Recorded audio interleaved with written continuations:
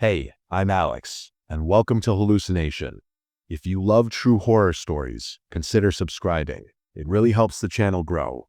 The stories you'll hear are shared by our audience from Reddit, and to keep their original essence, I read them exactly as they were written. Before we begin, let me know in the comments, where in the world are you listening from?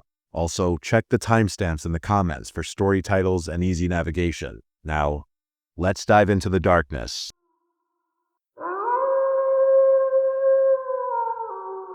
The Borzoi Man.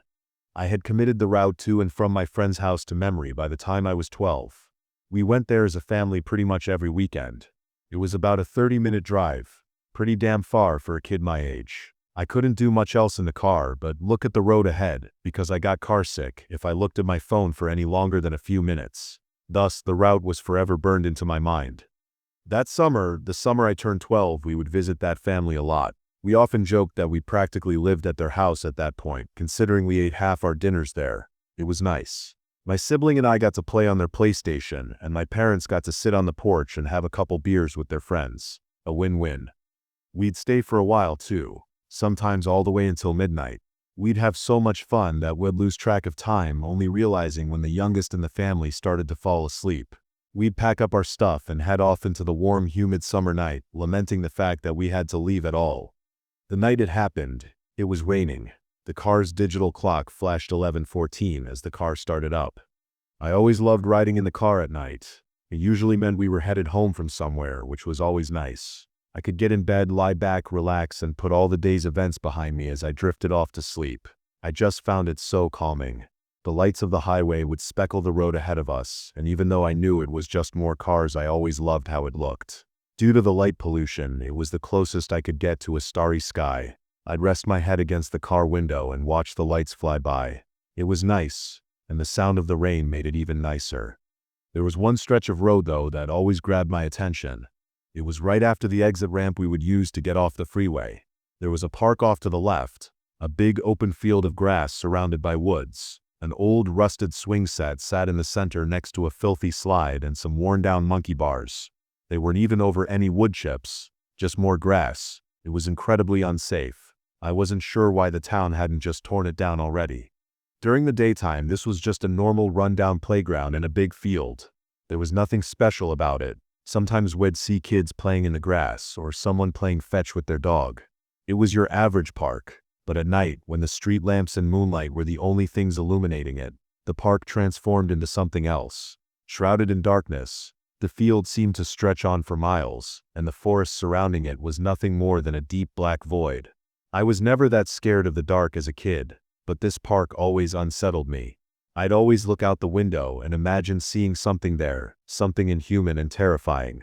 I'd see it, it'd see me, and then would drive past and I'd never see it again. There was something so intoxicating about the idea, something terrifying about it too. This night was no different. As we took the exit ramp off the freeway, my mind's eye conjured up images of the park, populated by countless otherworldly denizens. A tall, lanky thing stood atop the monkey bars. A gigantic man bounded across the treetops, staring down at me from afar. A thing with a head bigger than the rest of its body dragged itself across the grass. The thought sent shivers down my spine. I was always a very imaginative child. That's why I still sometimes wonder if what I saw was even real to begin with.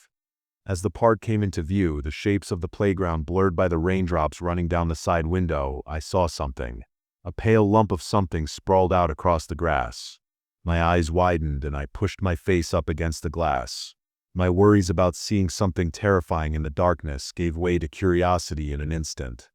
The closer our car got, the better I could make the figure out. Long limbs covered in thin white hairs, a long snout jutting out from its face. It was a dog. The poor thing was out all alone in the rain, shaking like a leaf. At least I thought it was shaking, hard to make out through the darkness. From the looks of it, it was a borzoi. If you haven't seen one before, look it up. They're goofy-looking dogs with long legs and even longer snouts. It's like they were built wrong, and this dog certainly fit the bill. But as our car got even closer, just about to the point where we were right up next to it, something started to feel off about the dog. I couldn't put my finger on why, but the way it was laying down didn't look natural sits, not even for a dog that sick. Its paws weren't bent in the right places. Its spine didn't curve in the way that a dog's normally would. Just as we passed it by, it raised its head in an instant and turned to face us. It was as if a man's face was stretched over the skull of the dog. Human eyes stared dead ahead, the pupils nothing but pinpricks in a sea of pale blue. The nose stretched beyond its breaking point, went down the length of the snout before terminating in two large, stretched-out nostrils. Its lips jutted out the front of the snout, cracked and bleeding, peeled back to show a mouth full of human teeth. Its tongue lolled out of its mouth, glistening with saliva in the fragments of moonlight that peeked out from the gaps in the clouds. The raindrops on the window distorted its face, twisting the already grotesque form into something truly indescribable. My heart stopped, and my blood ran cold. And then it got up. The Borzoi man raised itself on unsteady legs, elbows and knees bent backwards. I could tell now why its paws looked wrong. They weren't paws at all, but human hands and feet, thin white hairs dusting its fingers and toes from the knuckles up to its long yellowed nails. As we passed it by, its whole body twitched, and its limbs suddenly propelled itself forward. It galloped towards us on all fours. I couldn't scream, I couldn't cry, I could only watch as this thing chased after us, mouth wide open. We were faster, thank God, but it certainly tried its hardest to keep up. I turned my head as far as it could go, just barely able to see it through the back window out of the car. It was obscured by raindrops, a writhing galloping mass of pale skin and thick white hairs slowly receding back into the darkness. It took me another minute before I could say anything, and as soon as I tried, I broke down in tears. I babbled incoherently. There was a dog, but he wasn't a dog, and he was chasing us, and he was all wrong, and he was hairy and sick, and his face was weird, and his arms bent weird. It was nonsense. My parents found a sensible enough explanation for it. Some random dude, probably on drugs or something, chased after our car, and I was tired from a long night playing with my friends, so I was probably just seeing things. Most people probably would have resisted this explanation. It's hard to discount your own senses like that. Yet I was desperate for some way to discount what I saw. It took my family the whole car ride to convince me in my frantic state, but once I calmed down, I found myself agreeing with them. I was tired, and there was a pretty big drug problem in our neighborhood, so it made at least a little sense that I had some kind of mild hallucination that turned some druggie into a terrible monster. I had to believe it, because if what I'd seen was real, unsurprisingly, I had a lot of trouble getting to sleep when I got home that night. Every time I closed my eyes, I could see the Borzoi man's face, skin tearing from the tension of being stretched across a body that wasn't built for it.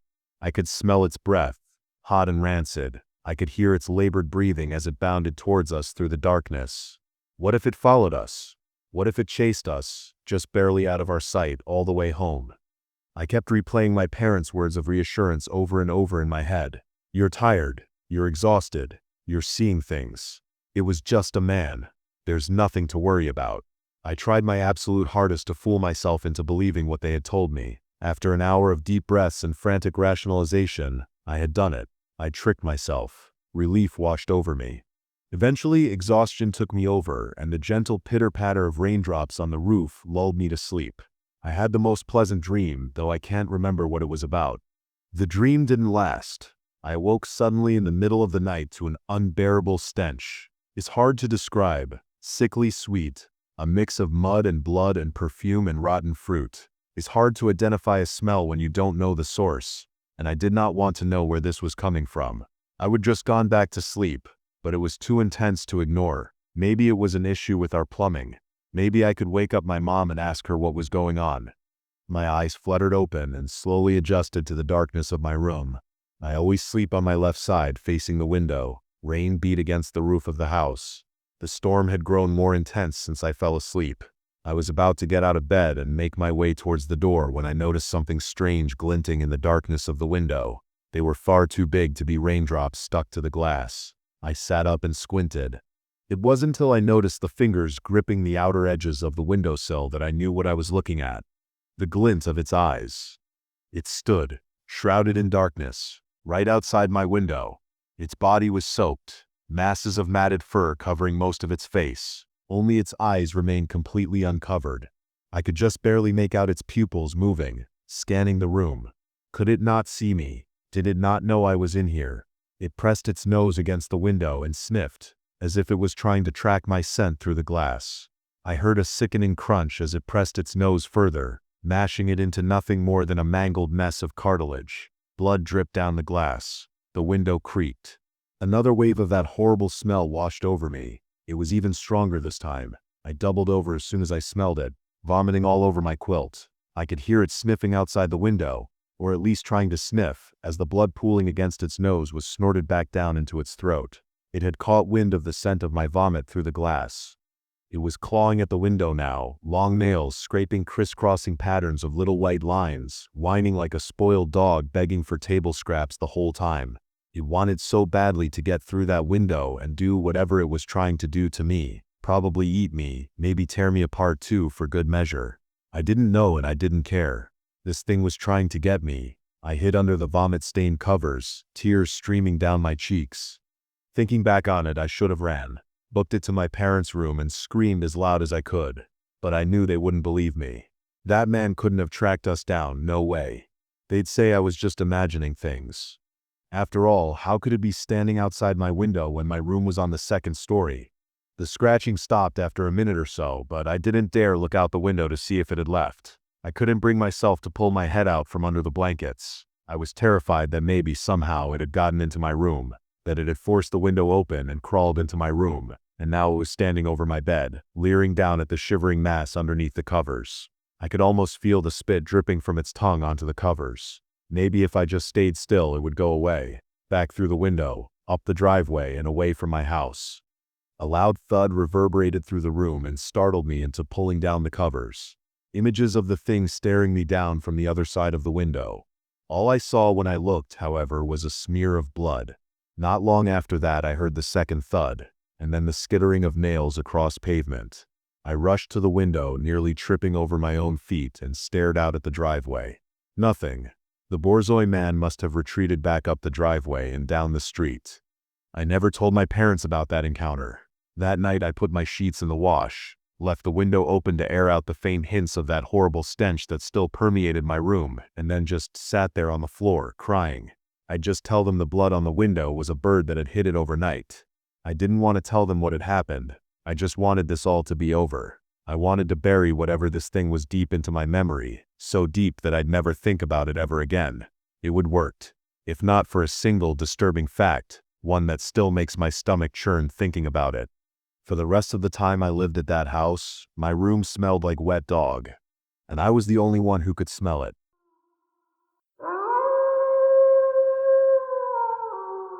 Minute 64. I always thought urban legends were just that, stories to scare us and make us lose sleep for no reason. As a biology student, I got used to looking for rational explanations for everything, even when something made me uneasy. But what happened to my friends and me that semester is still the only thing I haven't been able to explain. It all started one Friday afternoon after a field practice. We had gathered in the faculty cafeteria to rest before heading home. Miguel, as usual, brought up a strange topic. "Have you ever heard of the night call syndrome?" he asked, absent-mindedly stirring his coffee. Laura snorted, skeptical. "Let me guess. A creepypasta." "Kind of," Miguel said with a smile. "They say some people get a call at 3:33 a.m. The number doesn't show up on the screen, just unknown. If you answer, at first you just hear noise, like someone breathing on the other side. But if you stay on the line long enough, you hear your own voice." A chill ran down my spine. Alejandra, who had been distracted with her phone until that moment, looked up. "And what's that voice supposed to say?" she asked. Miguel put his cup down and leaned toward us. "They say it tells you the exact time you're going to die." Daniel burst out laughing. How convenient. A death call that only happens at 3:33. Why not at 4:44 or something more dramatic? We laughed because that made sense. It was an absurd story, something told to make us uneasy, but nothing more. "Come on, genetics class is about to start, and I don't want Camilo to give us that hawk stare for walking in late," I said, annoyed. "Hurry up, I can't miss genetics." "I refuse to see that class with that guy again," Miguel said, half worried, half annoyed. We really hated the genetics class. It wasn't the subject itself, it was Camilo. He was the professor in charge, and he didn't make things easy or comfortable for us. We grabbed our things and headed to class, hoping to understand at least something of what that teacher said. In the following days, the conversation about the night call was forgotten. We had exams coming up, lab practices, and an ecology report that was driving us crazy. But then, 5 nights after that conversation, something happened. It was almost 4 in the morning when my phone vibrated on the nightstand. I woke up startled and, still groggy, squinted at the screen. It was a message from Alejandra. "Are you awake?" I frowned. It wasn't unusual for Alejandra to stay up late, but she never texted me at this hour. I replied with a simple, "What's up?" Almost immediately, the 3 dots appeared, indicating she was typing. They called me. I felt a void in my stomach. "Who?" I typed with trembling fingers. "I don't know." No number showed up. It just said unknown. I stared at the screen, waiting for more. But Alejandra stopped typing. The silence of the night became heavy, like the room had shrunk around me. "Did you answer?" I finally wrote. A few eternal seconds passed before her response came. "Yes." The air caught in my throat. "And what did you hear?" The 3 dots appeared again, but this time they took longer. When her response finally arrived, it gave me chills. My voice. It said my name, and then it told me an exact time. My heart started pounding. I sat up abruptly, turned on the light, and dialed her number. It rang 3 times before she answered. "Ale, tell me this is a joke," I whispered. There was a brief silence before she spoke. She sounded scared.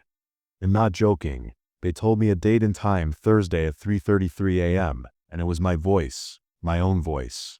My skin crawled. Thursday was only 2 days away. I stayed silent, the phone pressed to my ear. I wanted to say something, anything that would calm Alejandra, but I couldn't find the words. Her breathing was shallow, as if she was on the verge of a panic attack. "Ale, this has to be a joke," I finally said, trying to sound firm. "That's what I thought." Her voice trembled. "I want to think someone's messing with me, but I felt something. It wasn't just a call. It wasn't static noise. It was my voice, and it sounded so sure when it said the time." I ran a hand over my face, trying to shake off the numbness of the early morning. "It has to be Miguel," I blurted. "He was the one who told us that story. He's probably messing with us." Alejandra took a moment to respond. "Yeah, I guess so," she said, but she didn't sound convinced. "Think about it," I insisted. "In all those stories there's a trigger, something people do to activate the curse or whatever. In creepypastas, there's always a ritual, a cursed website, a mirror at midnight, touching a forbidden object, selling your soul to the devil, something. But we didn't do anything." A silence settled over the line. "Right?" I asked, suddenly unsure. Alejandra didn't respond immediately. I shuddered. For a moment I imagined both of us mentally reviewing the past few days, trying to find a moment where we had done something out of the ordinary, something that could have triggered this. But there was nothing. At least nothing we remembered. "We need to talk to Miguel," I said finally. "If this is a joke, he'll confess." "Yeah," Alejandra whispered. "Try to sleep, okay? We'll clear this up tomorrow. Well, later, when we meet at university." "I don't think I can." I didn't know how to respond. We stayed on the line a few more seconds before finally hanging up. I lay back down, staring at the ceiling. I tried to convince myself it was all nonsense, but the skin on my arms was still crawling. I couldn't stop thinking about the time. Thursday, 3:33 a.m. It was stupid, but I couldn't help but check my phone screen. 3:57 a.m. I swallowed and turned off the light. That night I couldn't sleep, drifting into what seemed like deep sleep, only to wake up suddenly. I checked my phone again. 4:38 a.m. I'd be wasting my time if I tried to sleep. I had to leave now if I wanted to make it to the 7 a.m. class. I'd have to try to sleep a little on the bus. That morning we showed up with the faces of the sleepless. Alejandra looked pale with furrowed brows but didn't say anything when she saw me.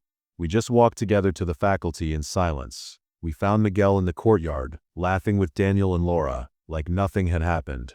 Like he hadn't just played a sick prank on us. I crossed my arms and stood in front of him.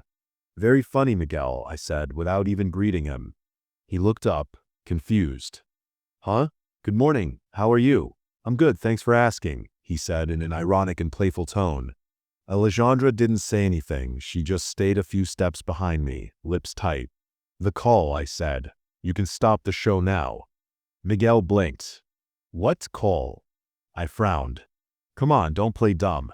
"The 3:33 call. The creepypasta you told us. Alejandra got it last night." Laura and Daniel exchanged glances. Miguel, on the other hand, stood still. What? His tone didn't sound like fake surprise. I didn't like that. If this is a joke, you can stop now, because it's not funny, I warned. I'm not joking, he said quietly. I have no idea what you're talking about. My stomach twisted. Alejandra tensed beside me. What do you mean no idea? You told us the story, Alejandra whispered.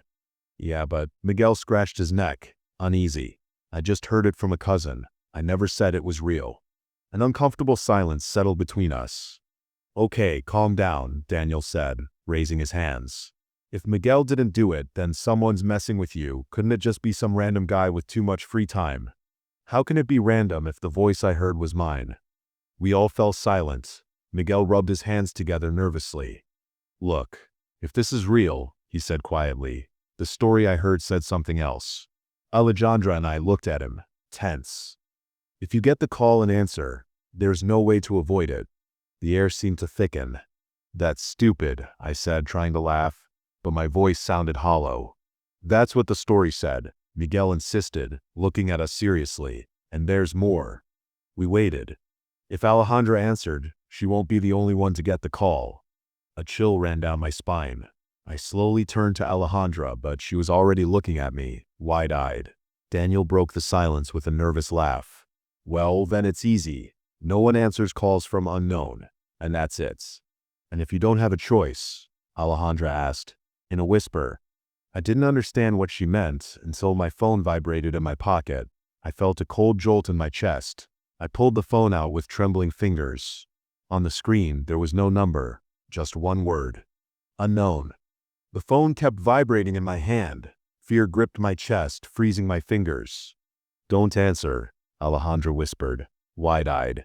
Laura and Daniel looked at us, frowning, waiting for me to do something. Miguel, however, looked too serious, as if he already knew what was going to happen. I swallowed. It was just a call, nothing more. If I didn't answer, I'd just be feeding the irrational fear that Miguel had planted with his stupid story. I had to show Alejandra nothing was going to happen, but my hands trembled. The buzzing of the phone seemed to reverberate in my bones. Don't do it, Alejandra insisted, grabbing my arm. I swallowed, and I answered. Hello? Nothing. White noise. A soft, intermittent sound like someone breathing on the other side of the line. A chill ran down my spine. I looked at my friends, wide-eyed. Miguel watched me, tense, as if waiting for the worst. Laura and Daniel stared at me, holding their breath. Alejandra shook her head, terrified. I wanted to hang up too. I needed to. I moved my finger toward the screen. And then, a familiar voice broke the silence. Hello, sweetheart? I felt deflated. It was my mom. I put a hand to my chest, releasing the air I hadn't realized I'd been holding. Mom? My voice came out shaky. What's going on? Nothing, honey. You left your phone on the table, and I noticed when I got to the office. I'm calling you from here. Everything okay? I couldn't believe it. I turned to Alejandra and the others with a trembling smile. I sighed, feeling ridiculous for being so scared. Yes, Mom, I'm fine. Thank you. We'll see you at home. Don't forget to buy what I asked for. Yeah, okay. I hung up and let my arm drop, suddenly feeling exhausted. I turned to my friends. It was my mom. Alejandra's shoulders slumped. Daniel and Laura exchanged glances and laughed in relief. I knew it, Daniel said, shaking his head. We're overthinking this. Alejandra still looked tense, but she let out a sigh. God, I swear I thought that. That what? I interrupted, smiling. That a curse fell on us just because Miguel told us an internet story. Alejandra didn't answer. Miguel, however, was still staring at me, frowning. What's going on? I asked. He took a while to respond. Did your mom call you from her office? Yeah, why? Miguel squinted. Then why did it say unknown on the screen?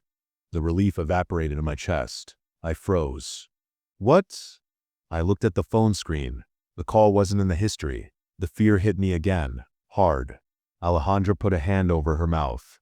Daniel and Laura stopped smiling. I felt like I couldn't breathe, because the last thing my mom said before hanging up was that I had forgotten my phone at home. But it was in my hand. The silence grew thick. No one spoke. I looked at my phone screen, my fingers stiff around it. It was an in the call history. There was no record of me answering, and my mom's voice. I swallowed. I heard her. I'm sure she said I left the phone at home.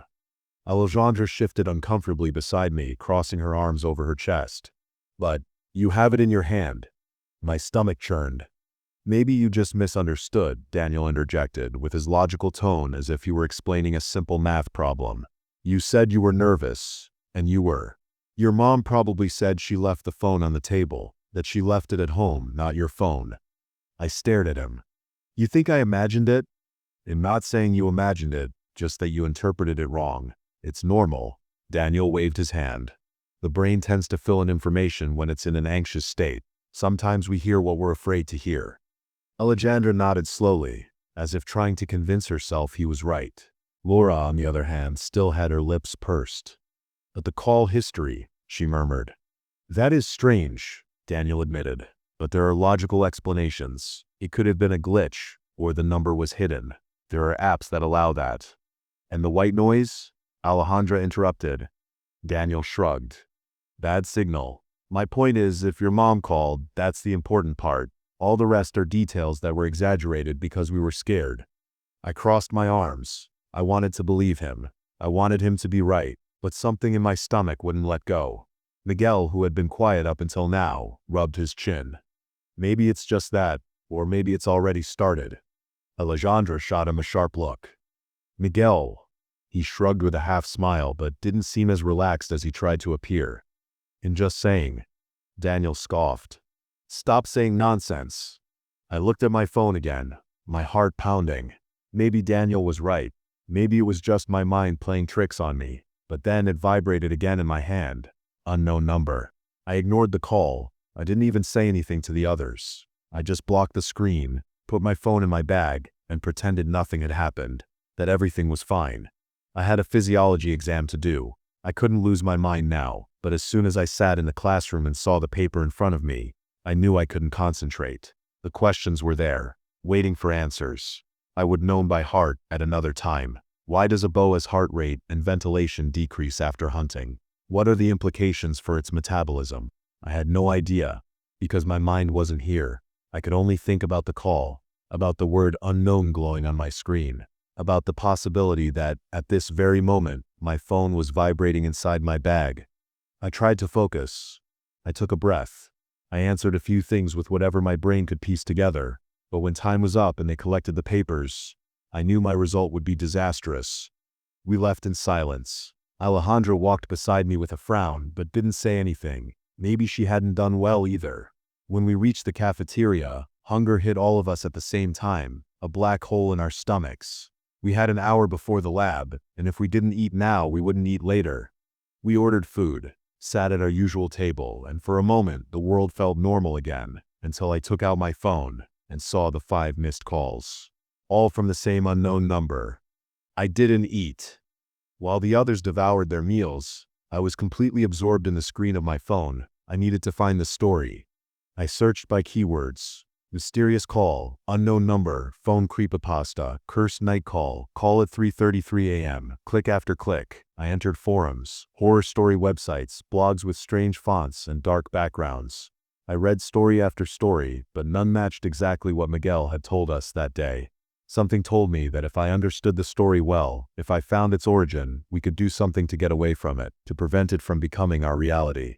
Everything around me became a distant murmur, background noise without importance, until a hand appeared out of nowhere and snatched the phone from me. I blinked, surprised. Daniel was looking at me with a mix of pity and understanding. Seriously, he said, holding the phone as if he had just caught me in the middle of a madness. I didn't respond. Daniel sighed, swiped his finger across the screen and saw the page I was on. His eyes hardened for a moment before turning to Miguel. You need to tell us exactly where you found that story. I already told you. My cousin told me, Miguel replied. Then message him and ask where he got it from, Daniel insisted. We need to read the full version. She's going to go crazy if she doesn't know the whole thing. Look at her. She hasn't eaten a bite and it's her favorite food. Miguel frowned, but took out his phone and started typing. I took advantage of the pause to let out what had been gnawing at me inside. I received more calls, I said quietly. Alejandro lifted her head sharply. Laura dropped her spoon. What? Alejandra asked. During the exam, I murmured. Several times. Daniel squinted. Probably it was your mom again, from her office. I shook my head.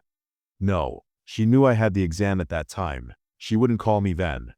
Daniel didn't seem convinced. Maybe there was an emergency. His logic was overwhelming, but something in my stomach told me no. Still, if I wanted peace of mind, there was a way to confirm it. I took my phone from his hand and searched the contact list. What are you doing? Laura asked. I'm going to call my mom, but to her cell, not the unknown number. If my mom really had forgotten her phone at home, then she wouldn't answer, and that would mean that the calls from the unknown number had been made by her from her office, and that all of this had nothing to do with Miguel's creepypasta. I swallowed and pressed call. The ringtone rang once, then again, and then someone answered. Mom? I asked immediately. Silence. I frowned. The line didn't sound normal. It wasn't white noise, nor interference. It was like someone was breathing very, very softly. Who are you? I asked, my voice coming out more tense than I intended. Nothing.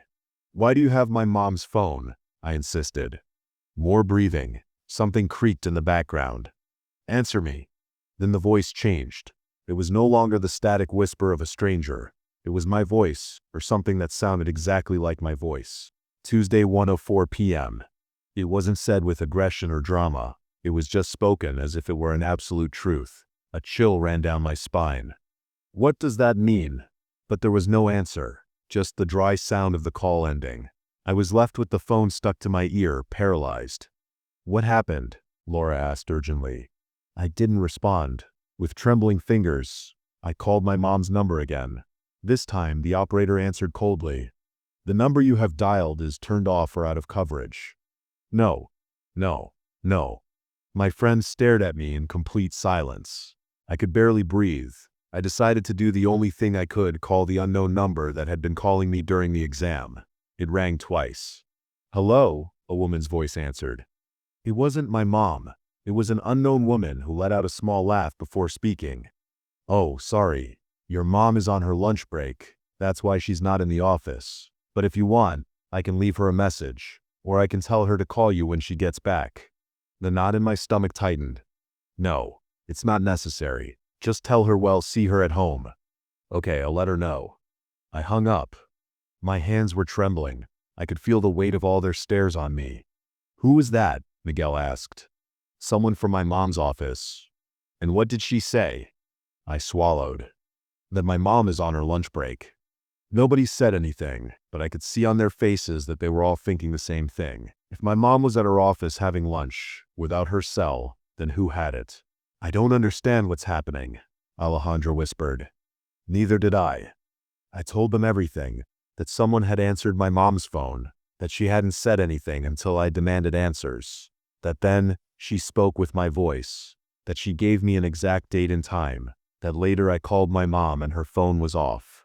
This doesn't make sense, Miguel said. It can't be a coincidence, Laura whispered.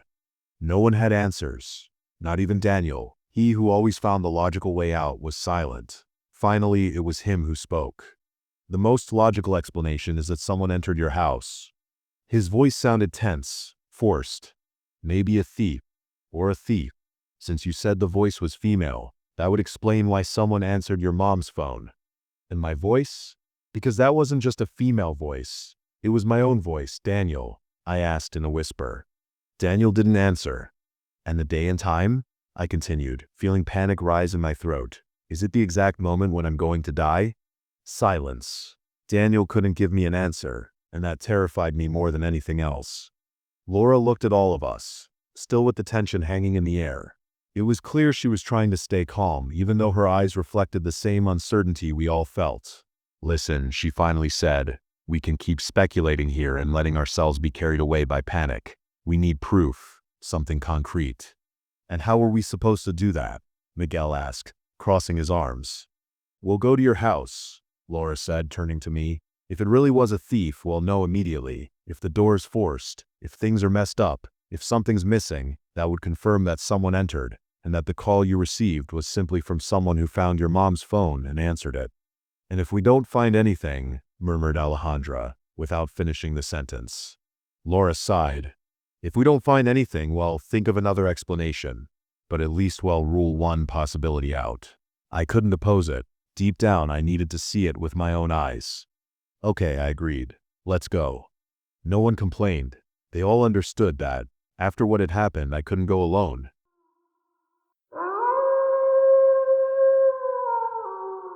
I keep having nightmares, and I'm not sure I woke up yet. Has anyone ever had those weird lightning dreams that hit you in the 5 minutes between pressing the snooze button on your alarm and it going off again? Well, I get those pretty regularly, and most of the time they're pretty strange. This morning, my wife's alarm went off at 5:15 so she could go to the gym before work. I'm not typically a morning person, so I was planning to go after work myself. Anyway, I was awake and we talked while she got ready before we said our morning prayers and I sent her off. I didn't feel like it would be worth going back to sleep, so I decided to just sit in bed and scroll on my phone until my alarm went off at 6:15. About 30 minutes after my wife had left, my phone rang. It was the police. My wife had been in a car accident on the way to the gym and was dead. I jumped out of bed and ran for the front door. Only when I opened it, I was suddenly back in bed again. It was a dream, and I had, in fact, fallen asleep again. As I was still coming back to reality, I could hear my wife pulling into the driveway, so I went to the front door to meet her. When she came in, she was talking to someone on the phone and looked pretty distraught. I couldn't hear what the other person was saying, but my wife's responses indicated that whatever was going on wasn't good. What do you mean? Okay, well, what did she say? So then what's gonna happen? When she hung up, my wife let out a big sigh. Everything okay? I asked. No, apparently something happened at my parents' church, and now there's this huge fallout. Are we talking like a scandal or something? I don't know, but apparently word is getting out, and it's probably gonna make the news, so my mom is worried that it's gonna make everyone there look bad. Well, can we do anything to help? Before she could answer, I felt a sudden pressure on my thigh, and I suddenly snapped awake again to find myself back in bed. My cat had squeezed through the crack in the door to the hallway and was now loafing on top of me. I shook my body and she skittered off. I heard the front door open, but I was hesitant to get out of bed this time. After a few seconds, my wife stormed into the bedroom, absolutely covered in white paint. Holy cow, what happened? I asked. Well, you know how they're building that gate on the street into the neighborhood. Yeah, of course. Our entire HOA had recently pooled together for that project. As HOAs go, it wasn't insane like some of the stories you hear. Really, all it was good for was street maintenance or paying to clear a fallen tree after a storm. There was a small park at the back of the neighborhood that was meant to be for residents only, but people who weren't came in all the time. There had been a few instances where people had a full-on cookout and left the entire place a mess. Since it was technically a private park, us residents were the ones who had to clean it all up. I personally didn't care either way, but I certainly wasn't a fan of the people who came flying off of the main road into the neighborhood, and a gate would put a stop to that particular problem too. Well, I was coming back from the gym, my wife continued as she peeled off her formerly black Lululemons that now looked like a dairy cow hide, and when I turned into the neighborhood, there were all these hooligans standing in the street where they're building that gate, like they were protesting, because God forbid they go to a different park. Okay? Real supportive. I know. Well, I rolled down the window to ask them to move out of the way so I could come home, and they threw a cup of paint at me, like I'm the problem. As she climbed into the shower, my next thought was what the inside of the car looked like. It felt insensitive to ask, but thankfully I didn't have to, because I heard the doorbell ring. I woke up in bed yet again, now more annoyed than confused. The doorbell rang a second time, but I noticed that the chime didn't sound like it normally did. We have one of those smart camera doorbells with a digital chime plugged into the wall, but this sounded more like a traditional bell. Stranger still, it sounded more like the ring was coming from outside in the front yard more than it did from in the house. Naturally, I grabbed the pistol that I keep on my bedside before heading to the front door to investigate. Unfortunately, the cat had beat me there. She had recently figured out how to open lever-style doorknobs, and what do you know, that's the kind we have on the front door. Standing just beyond the threshold were two elderly women, dressed up like they were going to an Easter Sunday service. One was holding a stack of flyers, and the other carried two small hay bales, like the ones you buy at a craft store. Whatever it is, I'm not interested, I said as I held the gun at my side. They didn't seem to notice it, or they did, and just didn't care. Oh, we don't mean to be a bother. the lady on the right said through a toothy smile. "We just want to ask you a couple quick questions." "No thanks," I said as I walked forward to shut the door. "You need to leave." "Come on now, dear," the lady on the left began. "It'll be no trouble at all." For whatever reason, I paused, holding the door about halfway open. "You have 10 seconds, I said flatly. "Well, we're just going through the neighborhood." "Don't care." I slammed the door shut and turned the deadbolt. I reached for my phone to call my wife, but realized I had left it in the bedroom, so I went to grab it and dialed her number while returning to the entryway. When I got to the front door, I looked out of the fanlight window to see if I could spot the two old ladies, only to find my entire front patio absolutely covered in fall decor. I'm talking dried corn stalks, pumpkins, decorative gourds, the works. And of course, there were several of the small craft store hay bales scattered about too. This disturbed me for a number of reasons. First was that the two women were nowhere to be seen.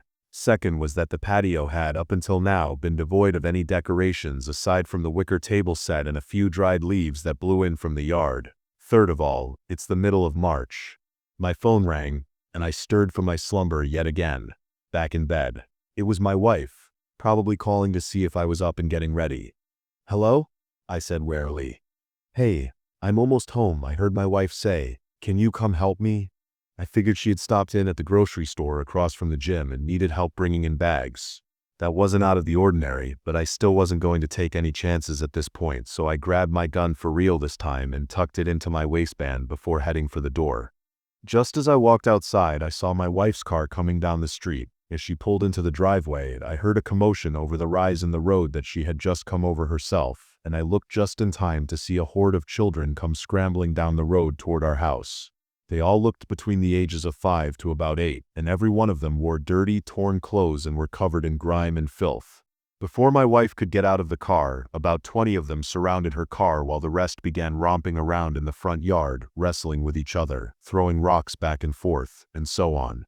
The children around the car were equally as rambunctious, but didn't seem to have any hostile intent or desire to actually get inside the car. They were simply blocking my wife from getting out. I had the fleeting thought to start popping off rounds at the children, but a brief return to reason, or perhaps lapse in reason, led me to put the safety back on. Besides, what were 8 bullets going to do against 50 feral children? I should have grabbed my AR instead.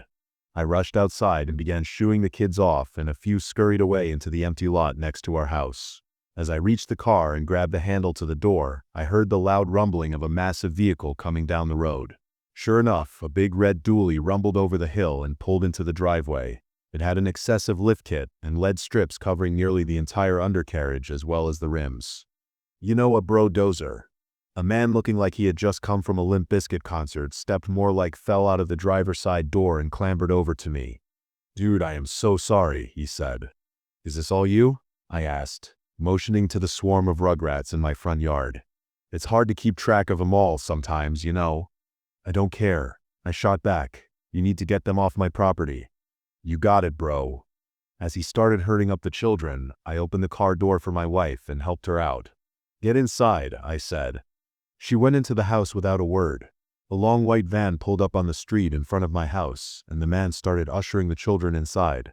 I turned on my gun's flashlight and began walking around my house to check for any stragglers. The left side was clear, and so was the backyard, but as I came around the right side of the house that faces that empty lot, I heard a rustling in the brush. I moved my light in the direction of the noise, and saw 2 of the kids ducking out from behind a fallen tree.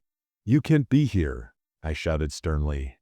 They scurried off towards the van, and as they did, I noticed that they both had a mass of thick vines growing across their back and wrapping around their limbs. Once the van drove off and the truck pulled out of the driveway, I went back inside and locked the door. My wife was standing there in the entryway, waiting for me. "Did that really just happen?"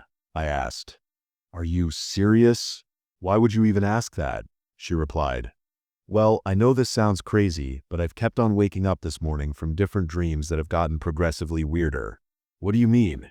"Well, first I thought you died in a car accident on your way home. Then there was apparently a huge scandal at your mom's church. Then you had a bucket of paint dumped on you by some protesters. And in the last one, these 2 old ladies basically broke in to sell me Hobby Lobby hay bales, and I almost shot them." She smirked. "Really?" "And then," I continued, "I wake up to find our yard infested with dozens of feral children."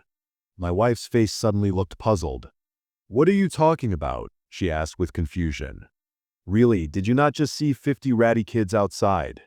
"Babe, I didn't see any kids." "Are you serious right now? Those weren't kids outside. To me, they all looked like demons." A pounding on the front door woke me up again, and I could hear the voice of my wife calling out for me to come open it and let her in. I grabbed my phone to check the time, and it hadn't been long enough for her to go to the gym and come back yet. Besides, she would have had the car keys, meaning she would have had a house key as well. I reached for the gun yet again when I felt my phone buzzing in my other hand. It was a text message from my wife. "I'm on my way home."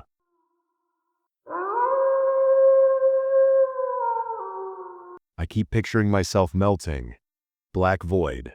Red glow like a bloodied lamp or a burning fire. Can't move. As still as a scarecrow. Exposed bones. Skin falling like ice cream melting on a hot summer day. The raunchy nostril-burning stench of rot and decay. Screaming, not from the mouth, but from the heart. I keep picturing myself melting, and what used to be disregarded as a strange one-off thought became the only thought on my mind. I walked the coastlines to rummage through my thoughts of the past week. It started out as low-effort exercise, but as the weeks came and went, I found myself leaving my earbuds behind and embracing the sounds of the ocean and the constant internal chattering. During the week, I work. I work hard, put in my hours, clock out and go home to my misery-filled apartment. Every Sunday, I walk the coastlines. I don't know when it started. I don't know who I can tell. I don't know if it's some message from God or if it's a warning from Satan. I just don't know. The only thing I've found so far is that it's only happening when I walk the coastlines. Sure, I could stop. I don't know what's more fucked up, the fact my psyche is definitely off the deep end or the fact that I feel almost addicted to this vision. I decided I would stay the night under a pavilion on the seawall and see if I can make out anything else besides the melting. I arrived just before sunset, parking my car just before the staircase leading up to the border of the ocean. The street lamps glowed with a yellow tint, marking the end of the day. People walked up and down the road, visiting various stalls of food and sweets. As I climbed up the stairs, the smell of the sea made a pass at my nose, but with my weekly routine, it passed just as quickly as it came. I started to walk from one end to another, admiring the sun's rest in the blue sea. I found myself a nice pavilion to sit at once the sky became dark. Most people at this point either left or sat on the concrete palisade to enjoy the night. I enjoyed the night myself, but it was only a matter of time until I would end up picturing myself melting. I had gotten bored after a while of sitting, so I decided to call my buddy to shoot the shit while I waited. "Yeah, man, can't wait to hang out again. I should be back in like 2 weeks." My buddy said he was on a vacation with his family in the Philippines. "Bet, yeah man, Florida ain't the same without you," I said mid-yawn. I was getting sleepy. "Also, bro, it's like 12 a.m., why are you still out there? Donsha work tomorrow." "Nah," called in. "Sick. Meeting a girl out here. Feels weird to say I'm out here to picture myself melting. Haha." Okay then. Think she might have bailed. Don't stay out too late." "For sure, man, for sure." "Well, anyways, I got to go. See ya. Bye." The light from my phone dimming reminded me of how dark it was out here. The lamps only made it feel more lonely, and the yellow glow was straight out of a horror film. Strangely enough, I hadn't gotten the vision yet, and I had been out here for a lot longer than usual. Fuck it, I'll just go to sleep. Like clockwork. As soon as I closed my eyes, I was transported there once more. Red glow pulsing around me, brighter, angrier, surround in darkness. My heart rate spiked as if I was struck by lightning. The stench, once distant and imaginary, felt real now, burning deep into my sinuses. This time was different. It felt real.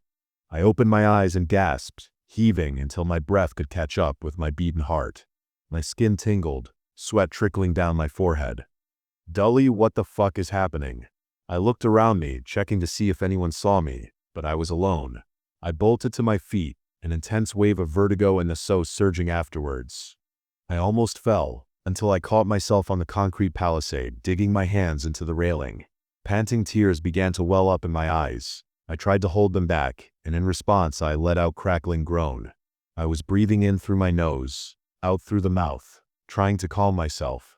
Looking out to the sea only heightened my fear, filling me with terrifying thoughts and uncertainty of what lied below the surface. I hesitated to close my eyes, and only after they were itching from the tears did I do so. I realized only from this moment that the liquid rolling down my cheeks were not tears nor sweat. My hands felt warm, almost feeling like they were burning. Immediately, panic started to well up, every breath pushing me closer to the edge. I stared at my hand and realized the nightmare wasn't over. Quickly, desperately, I rubbed my hand against my pants, but the melted flesh smeared across the denim, staining the fabric a sickly pinkish red. "No, no, please," I gasped, but my words dissolved into meaningless sounds. I stumbled backward, heart hammering violently, desperately wiping my palms against my shirt. But my shirt began to cling, sticking to my skin like wet tissue, tearing pieces of flesh away when I pulled back. The pain was sharp, raw, and far too vivid to be imaginary. I didn't have time to think. I stumbled down the stairs leading to the road. I needed to get in my car and process what insane drug I must have taken. Unfortunately, I overshot the last step and with a strong thud, my face slammed into the pavement. As I struggled to get back on my feet, I felt my face stretch and tear and leave itself attached to the road. As I looked up, I felt the wind hit where part of my face used to be, and the air made its way into my eye socket as if someone was trying to get a loose hair. The yellow glow of the street lamps illuminated the road. I saw someone standing just past the final set of lamps. Help," I yelled. I blinked with my one good eye, trying to get a better picture. "You ignored the warnings. You kept coming back." I started to walk towards the voice, my limbs trembling uncontrollably. No one was there, only shadows dancing beneath the pale moonlight, shifting, crawling along the pavement like spilled ink. The shadows swirled and coalesced, solidifying slowly into a vague human shape. The buzzing of the street lamps morphed into subtle laughter. I opened my mouth to scream, but nothing escaped. Only silence, thick and suffocating. "We always knew you'd join us," the shadow whispered, its voice echoing from the depths of the void. Each step closer, each thought deeper, until there's nothing left but acceptance. I shook my head violently. "No, no, I don't want this. I don't want." "It's too late. You've seen it too many times. You've let us in." My body pulsed with a burning corrosive heat, and I watched horrified as the skin of my forearms bubbled and dripped. My fingers elongated, stretching like hot wax, pooling onto the road. They began to seep in all directions, heading towards the lamps. The shadow stepped closer, its form growing more distinct, eerily familiar, a twisted reflection of myself, featureless yet undeniably me. "You thought it was just a vision," it murmured, voice calm, cold, and almost comforting. "But you've been melting for weeks, drop by drop, every night, leaving pieces of yourself behind." I frantically looked around, seeing faces in the dark. There were hundreds, maybe thousands of tortured souls, their eyes hollow, sunken, silently beckoning. Their mouths were pursed into a wide, wicked smile. Their teeth shined in the yellow light. "We melt into the sea," the shadow murmured, placing a formless hand upon my shoulder, sending an agonizing jolt of heat through my bones. "It's peaceful beneath the waves. No more pain, no more doubts." As I felt myself slipping away, dissolving, merging slowly into nothingness, the pain began to fade, replaced by an oddly comforting numbness. I realized with unsettling clarity that the shadow's voice had changed. Now it sounded just like mine. "It's better this way," I repeated to myself. As I trekked towards the beachside, I felt the weight of my skin slide right off of me, then the weight of my muscle, the weight of my bones, the weight of my sins, the weight of everything. I only wish that others could feel the pure ecstasy of true relief. Now I walk the coastlines, no longer needing to bear the weight of life. You should see what it's like to melt into the sea.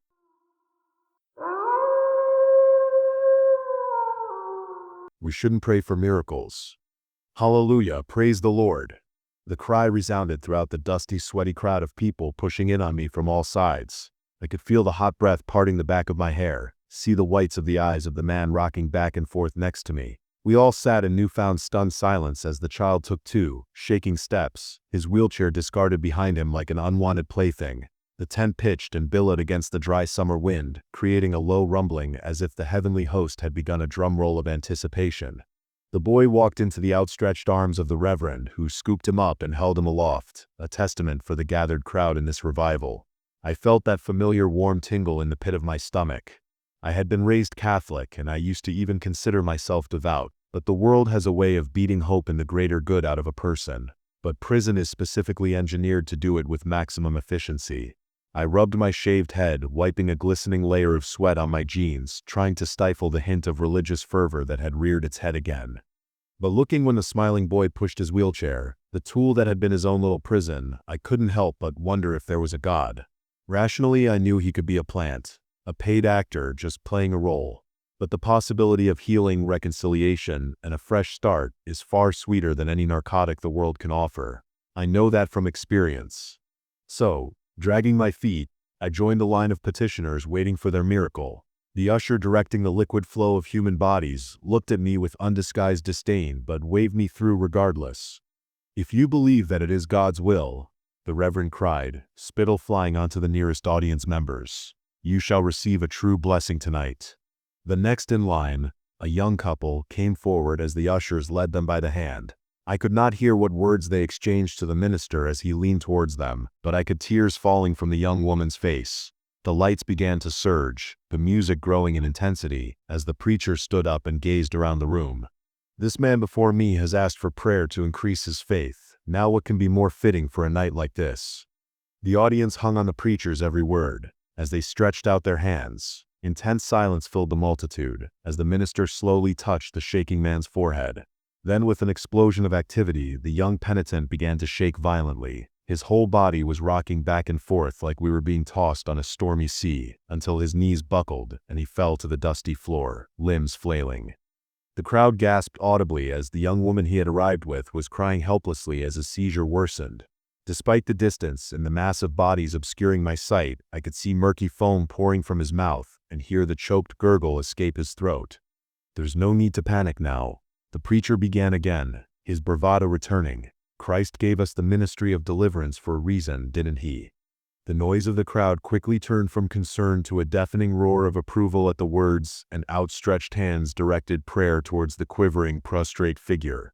My perception became fuzzy, the fervor of the massive horde overwhelming my senses as they began to recite some portion of the Psalms over the sick man and the now silent woman.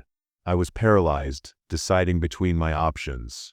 Selfishly, I wanted to turn around now and pretend nothing happened in the large sprung tent I had stopped in on a whim, walk back out into the park, and go back to my mundane everyday life.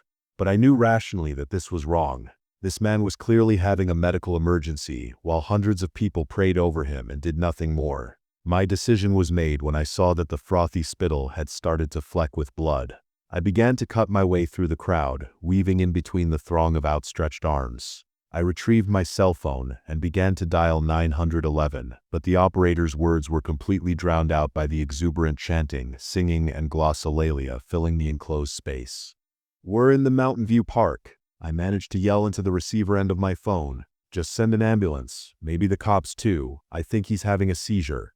With help hopefully on the way, I began to push forward even more, but it felt as if I was wading into waist-deep water as the shoulders, legs, and torsos pressed in from all sides. Fortunately, everyone on the makeshift stage was too enraptured by the performance to notice my arrival. I walked up to the bald, beet-red pastor and grabbed him by the sleeves of his poorly fitted suit, shaking him roughly from his reverie. His eyes shot open and flashed briefly with a rage so venomous I took a half step back. His face then lit with a smile that barely shifted his pudgy face, but I didn't realize why until I felt a pair of strong arms drag me backwards. "Don't interfere with the exorcism. Do you want this boy to be damned?" The voice belonged to whoever held me in a sort of bear hug, firm but not crushing. I turned my head to see it belonged to the deacon who had been leading congregants one after another to the stage for their miracles. "He's having a seizure. It's been going on for way too long, man," I pleaded, while the deacon slowly shook his head. "Just have faith," the man said as his eyes focused on the scene before us. I turned my head and felt my breath catch in my throat. The man was no longer laying flat on the ground, rather he was a few feet above it. The eyes of the crowd tracked as he almost imperceivably rose into the air. Then the tent resounded with a crack like a gunshot. I flinched, but still saw the limbs of the floating figure begin to bend backwards at impossible angles, one by one, with their own deafening, painful snapping noise. In moments, the man who now hovered about 1 story in the air resembled a crushed spider with all its legs bent inwards, as his body fell to the ground with a wet thud.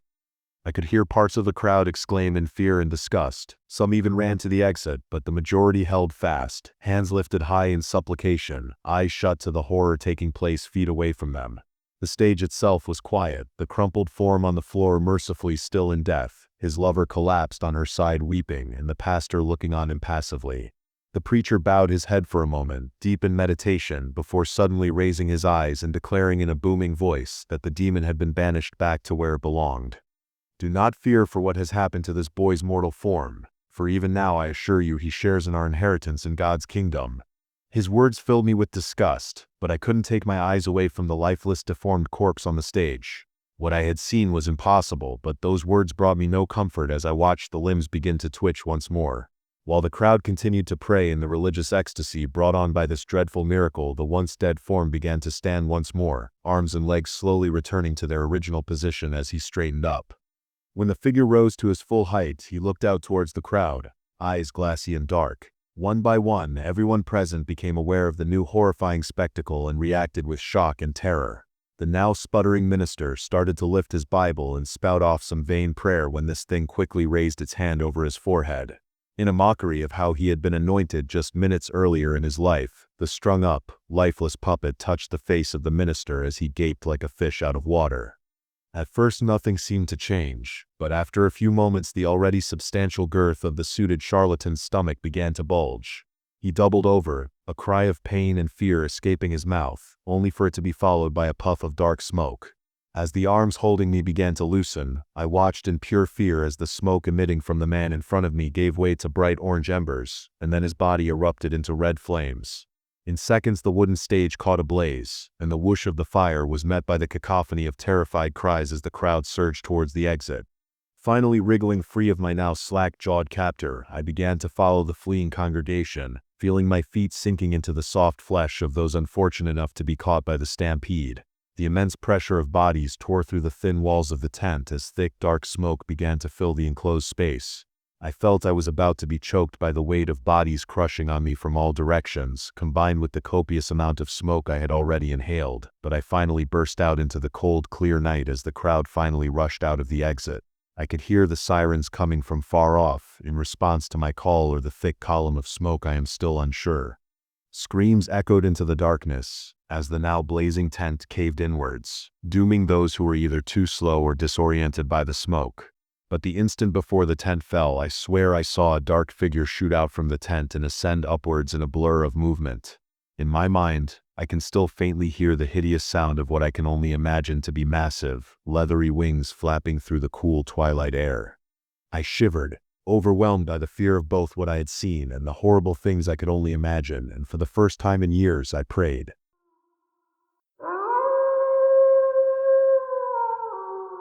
I met a man at a crossroad. I don't consider myself a religious man, but lately I have been thinking about what comes next.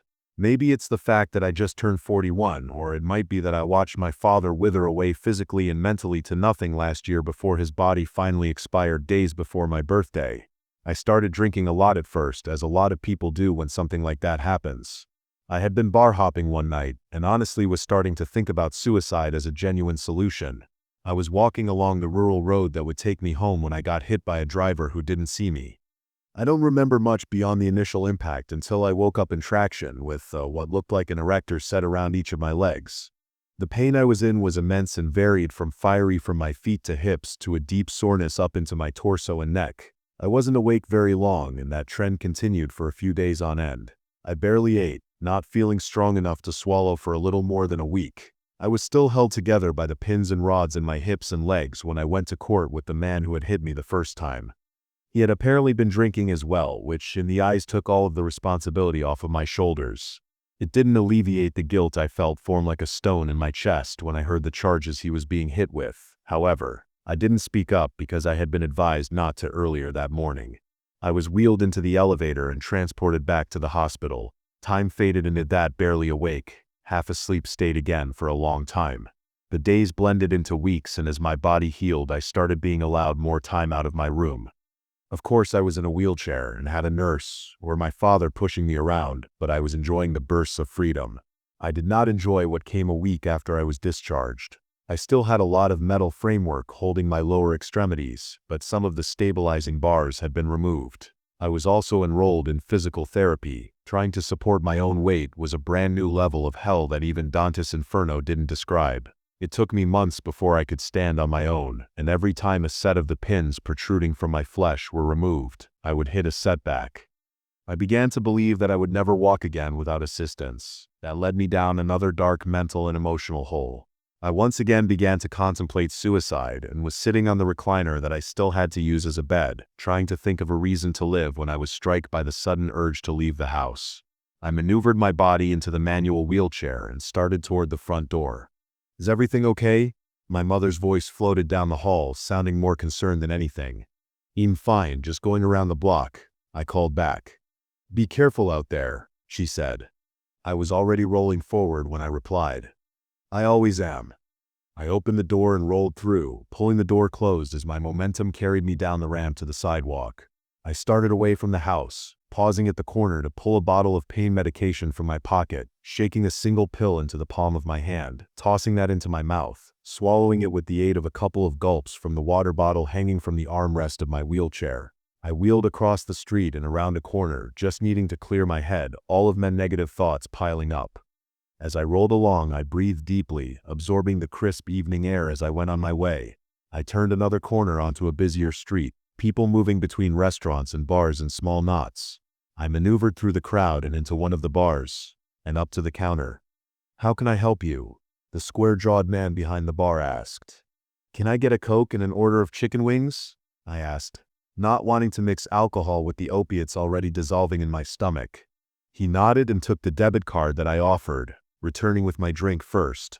I sipped the sweet beverage and glanced around while I waited for my food. When my order arrived, I ate quickly. I had been hoping being out of the house would help me feel better, but my depression lingered, and my thoughts turned dark again. Eventually, I made my way back outside, turning the opposite direction from my home. I didn't feel like being cooped up, but I did want to be alone. I continued propelling myself along the road even when the sidewalk and buildings gave way to two-lane blacktop. I didn't turn around, still struggling with thoughts of suicide. I had to stop after nearly half an hour, my arms growing weak and tired. I considered calling one of my parents for a ride, but decided to just rest until I felt good enough to roll my way back to town. It was getting late as I rolled through a small crossroad I hadn't noticed before. I slowed down, intending to rest again, when I heard someone whistling to my left. I turned my head and squinted into the gloom, the lack of streetlights making it difficult to see anything. I heard footsteps echoing in the quiet night around me, and after another minute or so I saw a shape approaching. It was a tall figure, carrying some kind of case, walking toward me. "Hello?" I called out as the whistling drew closer. "Hello there," a voice responded.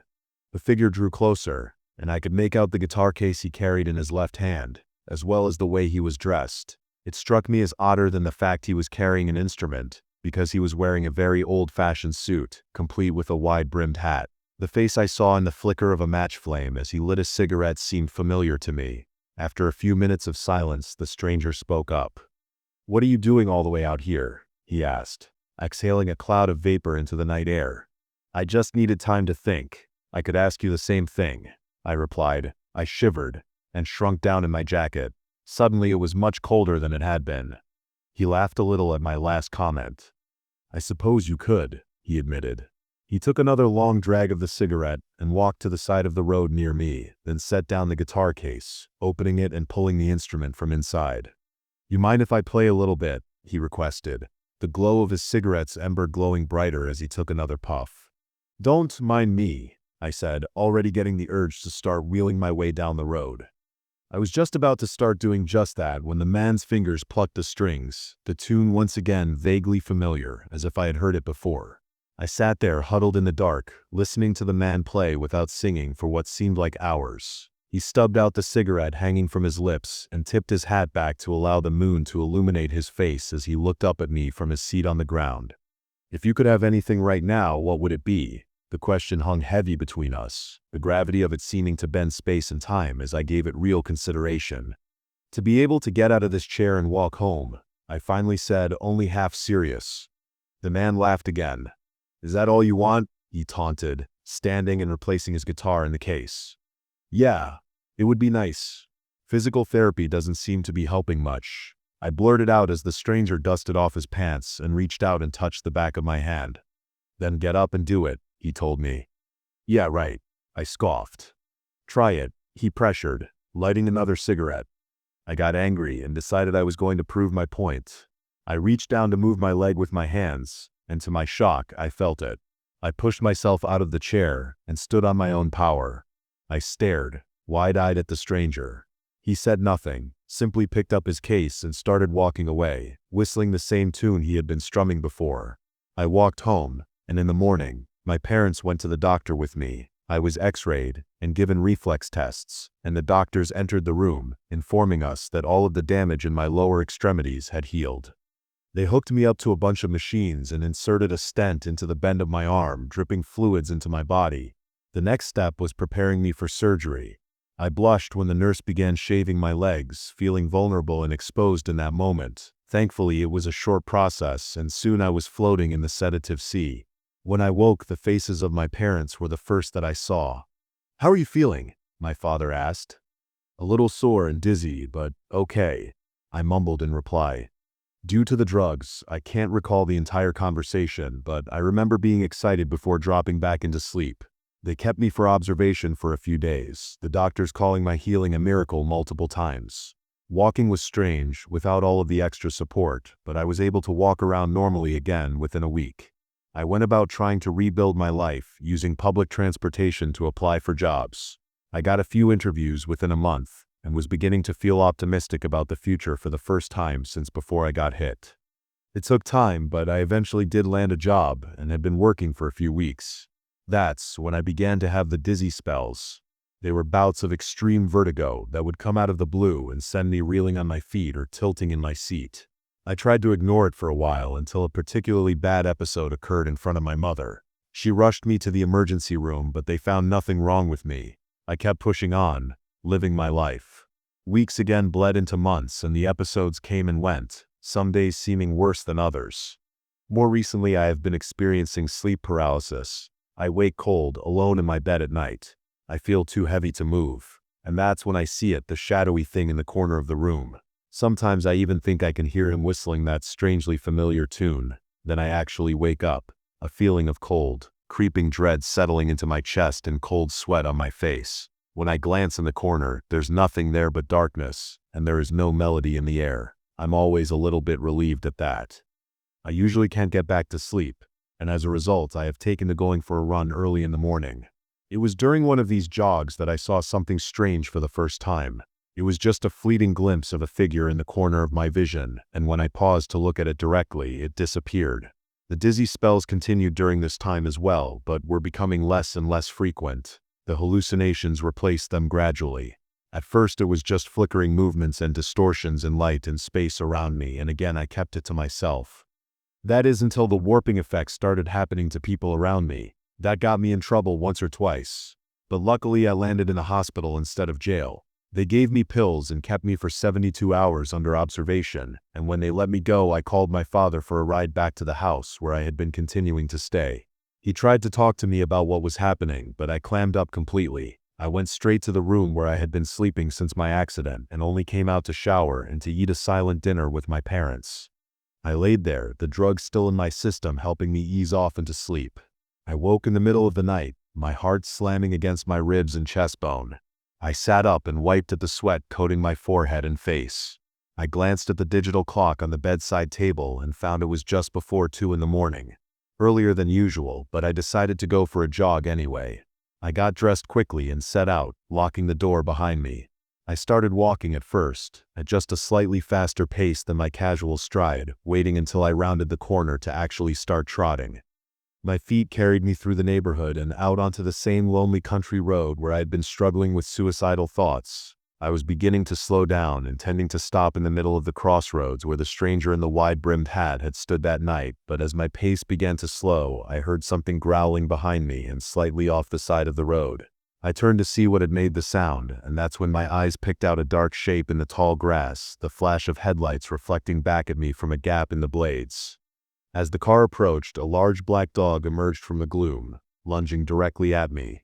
I turned to run and was met by the car.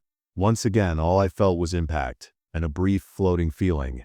I was numb and barely conscious when I hit the ground. The driver opened the door, and floating on the wind, I heard a familiar melody before I blacked out. I woke in severe agony and in traction again with the name of the song on the tip of my tongue. It was Robert Johnson's Hellhounds on my trail. I visited the chapel the next day and only hope that I can be saved.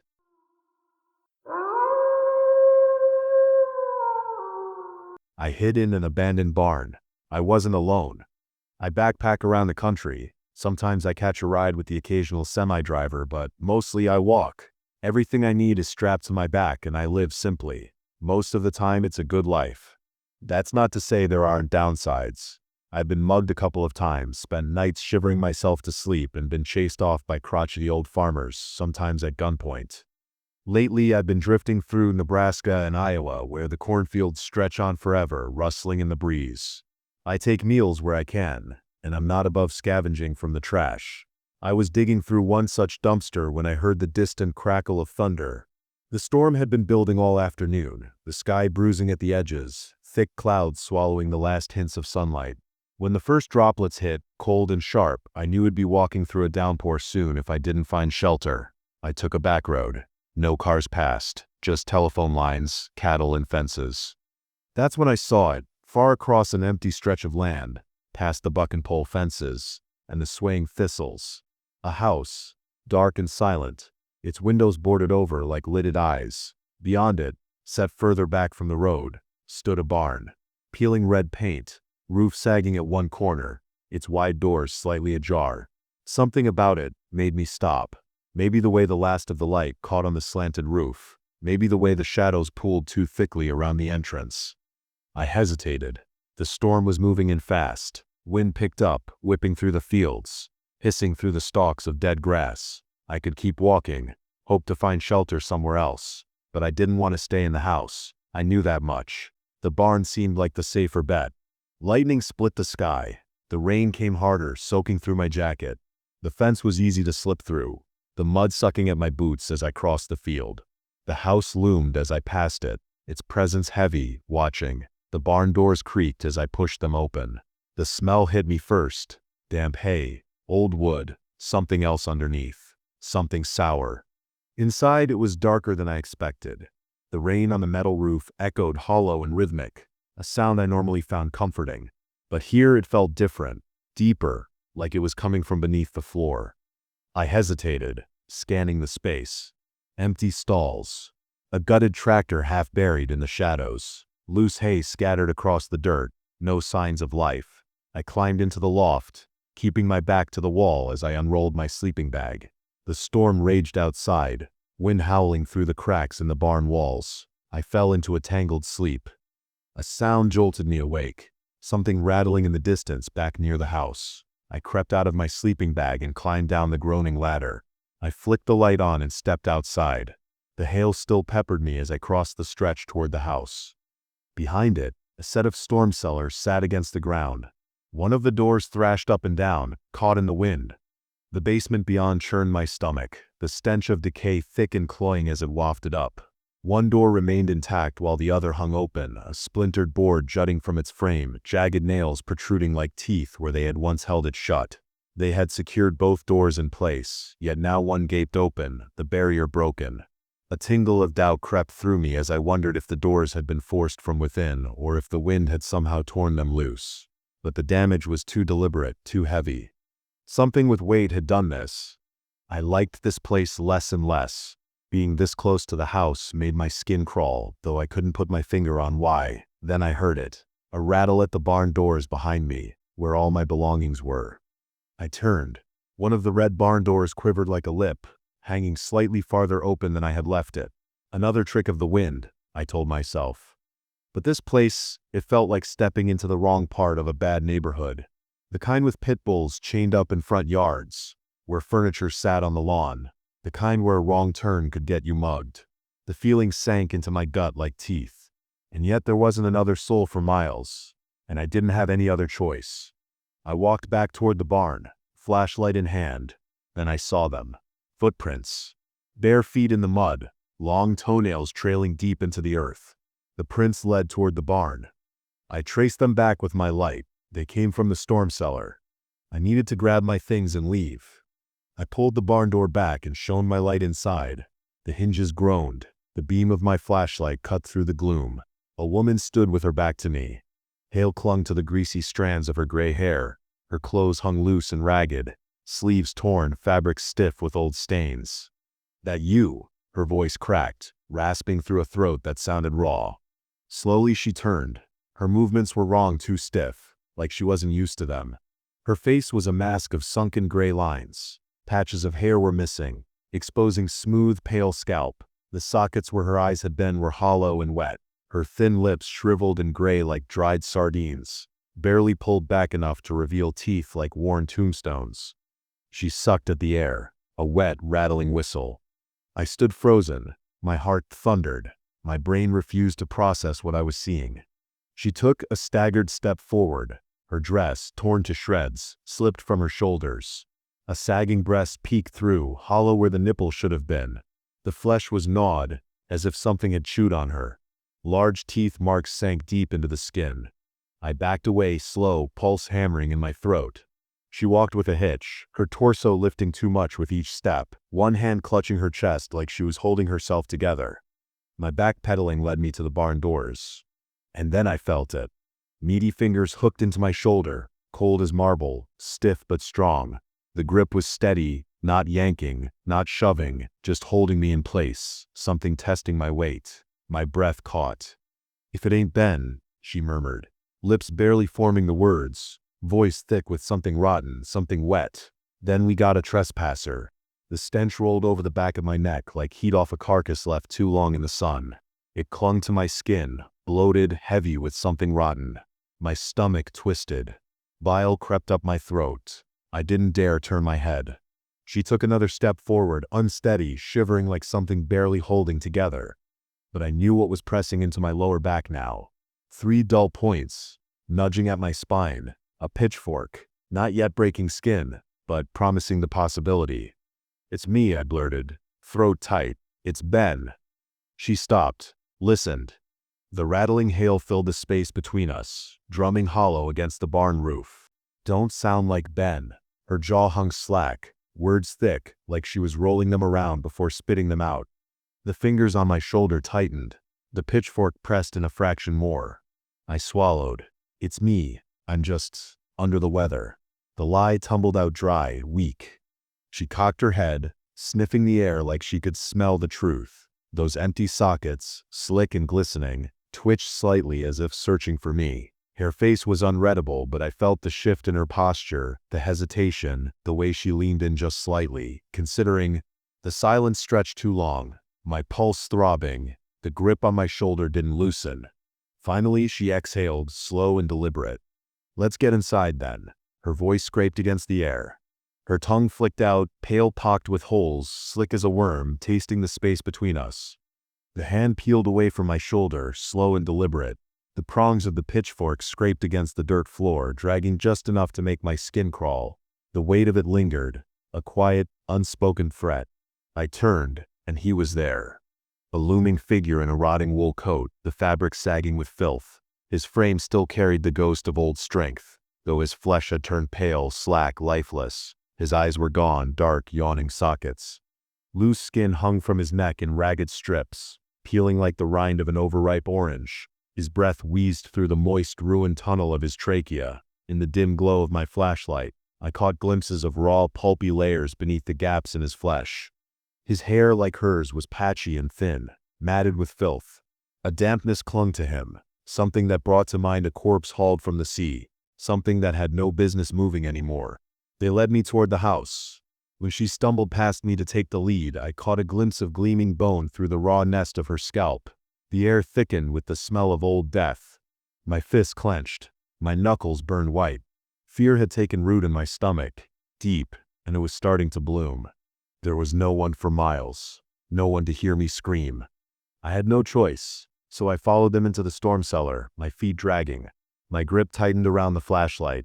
The walls were damp with black mold, sagging in places, water streaking down in thin trails. The lumbering figure thumped down the steps behind me, still gripping the pitchfork. His gaping mouth worked at the air. She hobbled forward.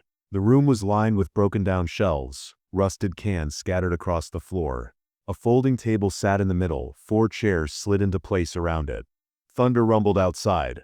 The man turned and pulled the storm shutters closed, plunging the room into suffocating darkness. My flashlight was still gripped in my palm. It cast stretching shadows across the damp walls. I imagined them down here before I arrived, alone, sitting in the dark. The thought sent a shudder through me. Were they alive? Were they walking corpses? They smelled dead, but they acted alive.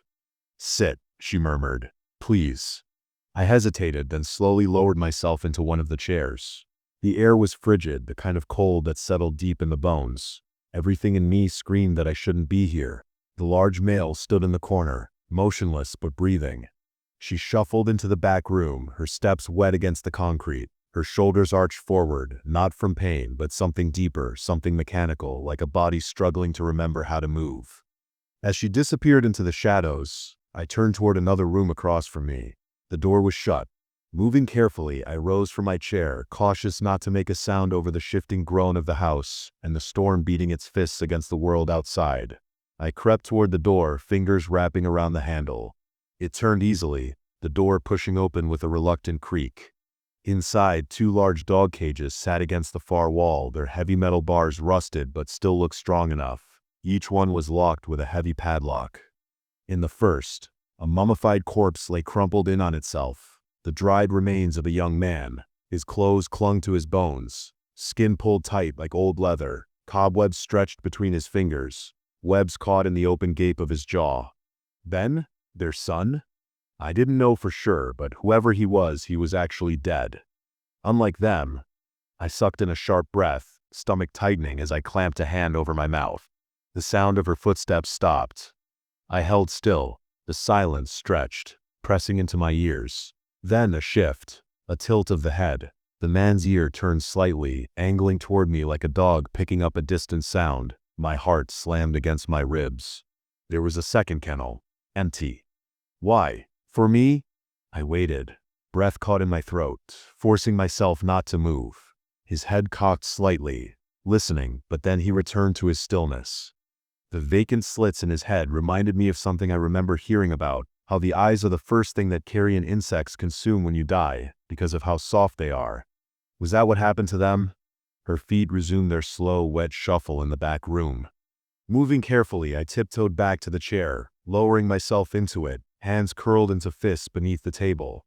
She reemerged a moment later, glancing in my direction. She carried a tray and set it down in front of me. Rusted cans of beans, corn, radishes, and other fruits and vegetables sat in a row. The metal was dented, lids peeled open, their edges rimmed with dried blood. Deep grooves from human teeth marked the sides of each can. Inside, a black soup sloshed thickly, rancid and rotting. "Come, Harold. Sit. It's dinner time." He moved toward the table, dragging the pitchfork beside him. The prongs carved shallow tracks through the damp sludge on the floor. With a deep groan, he dropped into the chair next to me. They ate slowly, deliberately, fingers dipped into the cans, scooping up the tar-like slop, shoving it between their lips, chewing, sucking, swallowing, wet sounds. Their hollow eyes never left me. A thick dribble of black ichor leaked from the ragged hole in his trachea, soaking into the filth on his overalls. He didn't react. The chewing grew louder, lips smacking, cracked teeth grinding. The sick organic sounds filled the room, drowning out the storm outside. He was too close. His shoulder brushed mine as he hunched over his meal. She sat to my right, her rotted fingers stirring the sludge in her can. "Yeah, gotta eat. Keep your strength up." She nudged a can toward me. Pickled yums. The smell hit me instantly. Sweetness turned sour. Something squirmed in the black slop. I hesitated, swallowing against the bile rising in my throat. My fingers curled around the rusted can. I took a slow breath and pretended to slurp at it. The smell alone was enough to turn my stomach. But worse was the sight of them, their pale hands working the sludge, their mouths smacking greedily around the rotten pulp of canned fruit and vegetables, the rancid odor of botulism. She leaned in close. "I know you ain't Ben." I could feel my eyes widen with terror. As she spoke, black droplets splattered onto my sleeve. My heart thumped hard against my ribs. Her lips furled into a smile. "I know you saw Ben, in there. She motioned toward the other room. Ben tried to leave, tried to go to that university, but we had work to do here. So much to do on the farm. Something writhed beneath her scalp, just like in the cans. A yellowed maggot fell from her forehead, wriggling on the table. A bright, searing heat burned in my lungs. I needed to leave, to run now. We couldn't let Ben go. We needed him here, with us. She smiled, her mouth a black, oozing void. I watched the maggot writhe in a slow circle. Ben wasn't a survivor, wasn't built tough. He stopped work in the fields, even after we whipped him, broke his ankle, let it heal all wrong, so he could wander the property without hobbles. Nothing taught the boy discipline, so we locked him up. Harold tossed an empty can over his shoulder, belching. A sickly, rotting sweetness filled my nostrils. She chewed at a gristly piece of something. Black ichor dribbled down her chin. He stopped moving in there. Couldn't take it. Weak boy. Even Harold and me outlasted him. She reached for my hand, fingers thin and stringy like piano wires. The flesh was damp, her grip cold and clammy like a wet fish. Her cracked nails scraped against my skin. Harold and me, we tried making more babies, they just kept coming out all wrong. Buried him deep in the fields. I sat frozen, my mind clawing for sense, for some kind of reality to latch onto. None of this was right. None of this should have been possible, but her touch, deliberate and real, left no room for doubt. Then you come along, wandering onto our farm, a strong young man. Her grip tightened, fingers locking around my wrist. You could be the son we deserved. Just need to make a few things clear first. A blur of movement. Harold shot up from his seat. Before I could react, the pitchfork slammed down hard on my left hand. The middle barb punched clean through. A gunshot of pain exploded through my body. Oh fuck. Oh fuck. I screamed, falling to my knees. I yanked my right hand free from her grip, her nails tearing at my skin. God damn it, I roared, grasping wildly at the pitchfork's handle. It had been buried deep. The 3 prongs jutted all the way through the underside of the table, my blood trickling from the tips. Grab the leg irons, Harold. I scrambled to my knees, but she only watched, head tilted, listening, that same sick grin stretching her face. Harold's heavy footsteps thudded across the floor, steady, patient, knowing there was nowhere for me to go. If they got those shackles on me, I'd end up like Ben. I'd end up in that cage. My flashlight lay on the ground. Its weak beam, the only thing keeping the room from total darkness. The same darkness they moved through like blind, naked moles. I lunged for the pitchfork handle, wrenching at it with my free hand, but it wouldn't budge. He'd driven it too deep. I climbed onto the table, bracing my legs against its edge, and pulled, every muscle straining, my breath coming in ragged gasps. Stop it, or I'll put you in that dog cage right now, she hissed, sensing what I was doing, her ruined fingers twitching against the table. I pulled harder, veins bulging in my arms, jaw locked tight, my whole body on fire, the wound in my hand screaming as I put every ounce of strength into the handle. The door creaked before me. Harold was coming. I heard the clank of manacles swinging in his hands, his body a shadow moving without urgency, knowing he didn't have to rush. I yanked, pulled. My teeth began to ache. The pitchfork gave way all at once. I staggered back, the table pitching forward beneath my weight, slamming down onto her arm with a grotesque pop, nearly tearing it from the socket. She made no sound, no scream of pain, only the raspy noise of her breathing as she lifted her head and grinned wider, her lips curling back, black ichor glistening along her gums. I hit the floor hard, my knees sinking into the slick, stinking filth, my boots sliding as I struggled to stand. I had seconds, maybe less. If I didn't move now, I wouldn't get another chance. I bolted toward the door, slipping, catching myself, my pulse hammering in my throat. I heard Harold behind me, moving faster now, charging like a bull, the walls shuddering with his weight. I lunged past my flashlight and wrenched open the storm cellar, throwing my body into it just as his hand shot through the gap. There was no sound, just the awful, meaty crunch as his hand was crushed between the jagged nails on the board that once held the heavy door shut. I watched, frozen, as his fingers flexed once, twice, the raw skin peeling apart, flesh splitting open, dragging slowly backward through the rusted nails and back into the storm cellar, tearing deep, splitting apart the hand like a ship grinding over a reef. The ruined digits disappeared into the cellar with a thump. I stood there, breathless, chest heaving, rain pounding against the earth outside. God, what were they? Were they even people anymore? I rushed toward the barn, feet pounding through the mud, breath burning in my throat. The storm cellars tore open behind me when I was halfway across. I didn't look back, but I heard the splintering wood, the slap of bare feet in the rain. The earth was a mess of deep puddles now, the hail softening into a relentless downpour, soaking through my clothes as I pushed forward. The barn loomed ahead, red and peeling, the place where all of this began. I turned. Through the dark and the rain, I saw them, his massive frame, her hunched, twisted silhouette. They were coming, slow but sure, drawn to the sound of me even over the storm. I had to get my pack. Everything I owned, every piece of my life was in there. Without it, I was as good as dead. Even if it meant risking more, losing more, I had to retrieve it. I reached the barn and yanked the door shut behind me, but the latch was useless, broken on the floor. No way to keep them out. I climbed into the loft, shoving my gear into my pack as fast as my shaking hands allowed. They were close now. I buried myself in a pile of soiled hay, curled tight, pulling more over me, barely breathing.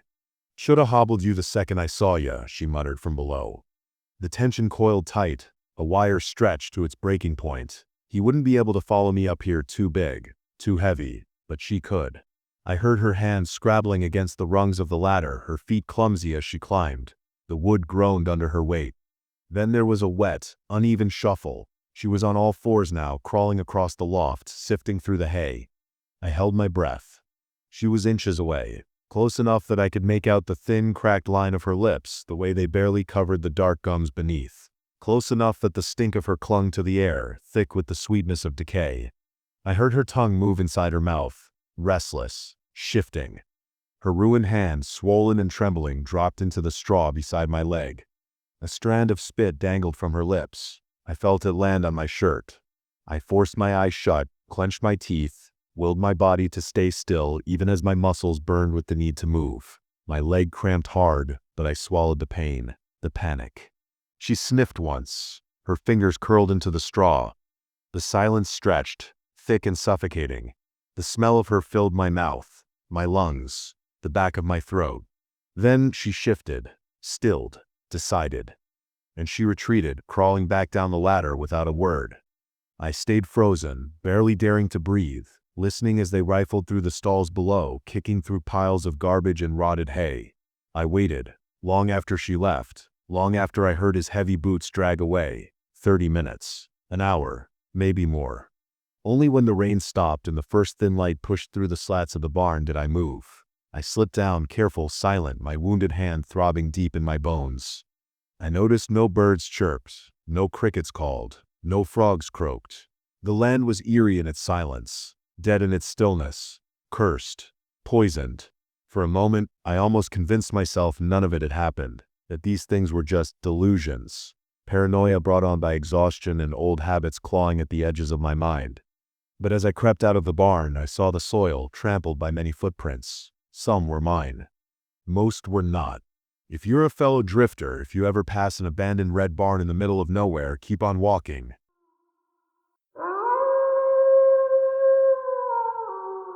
It's never too late to greet him.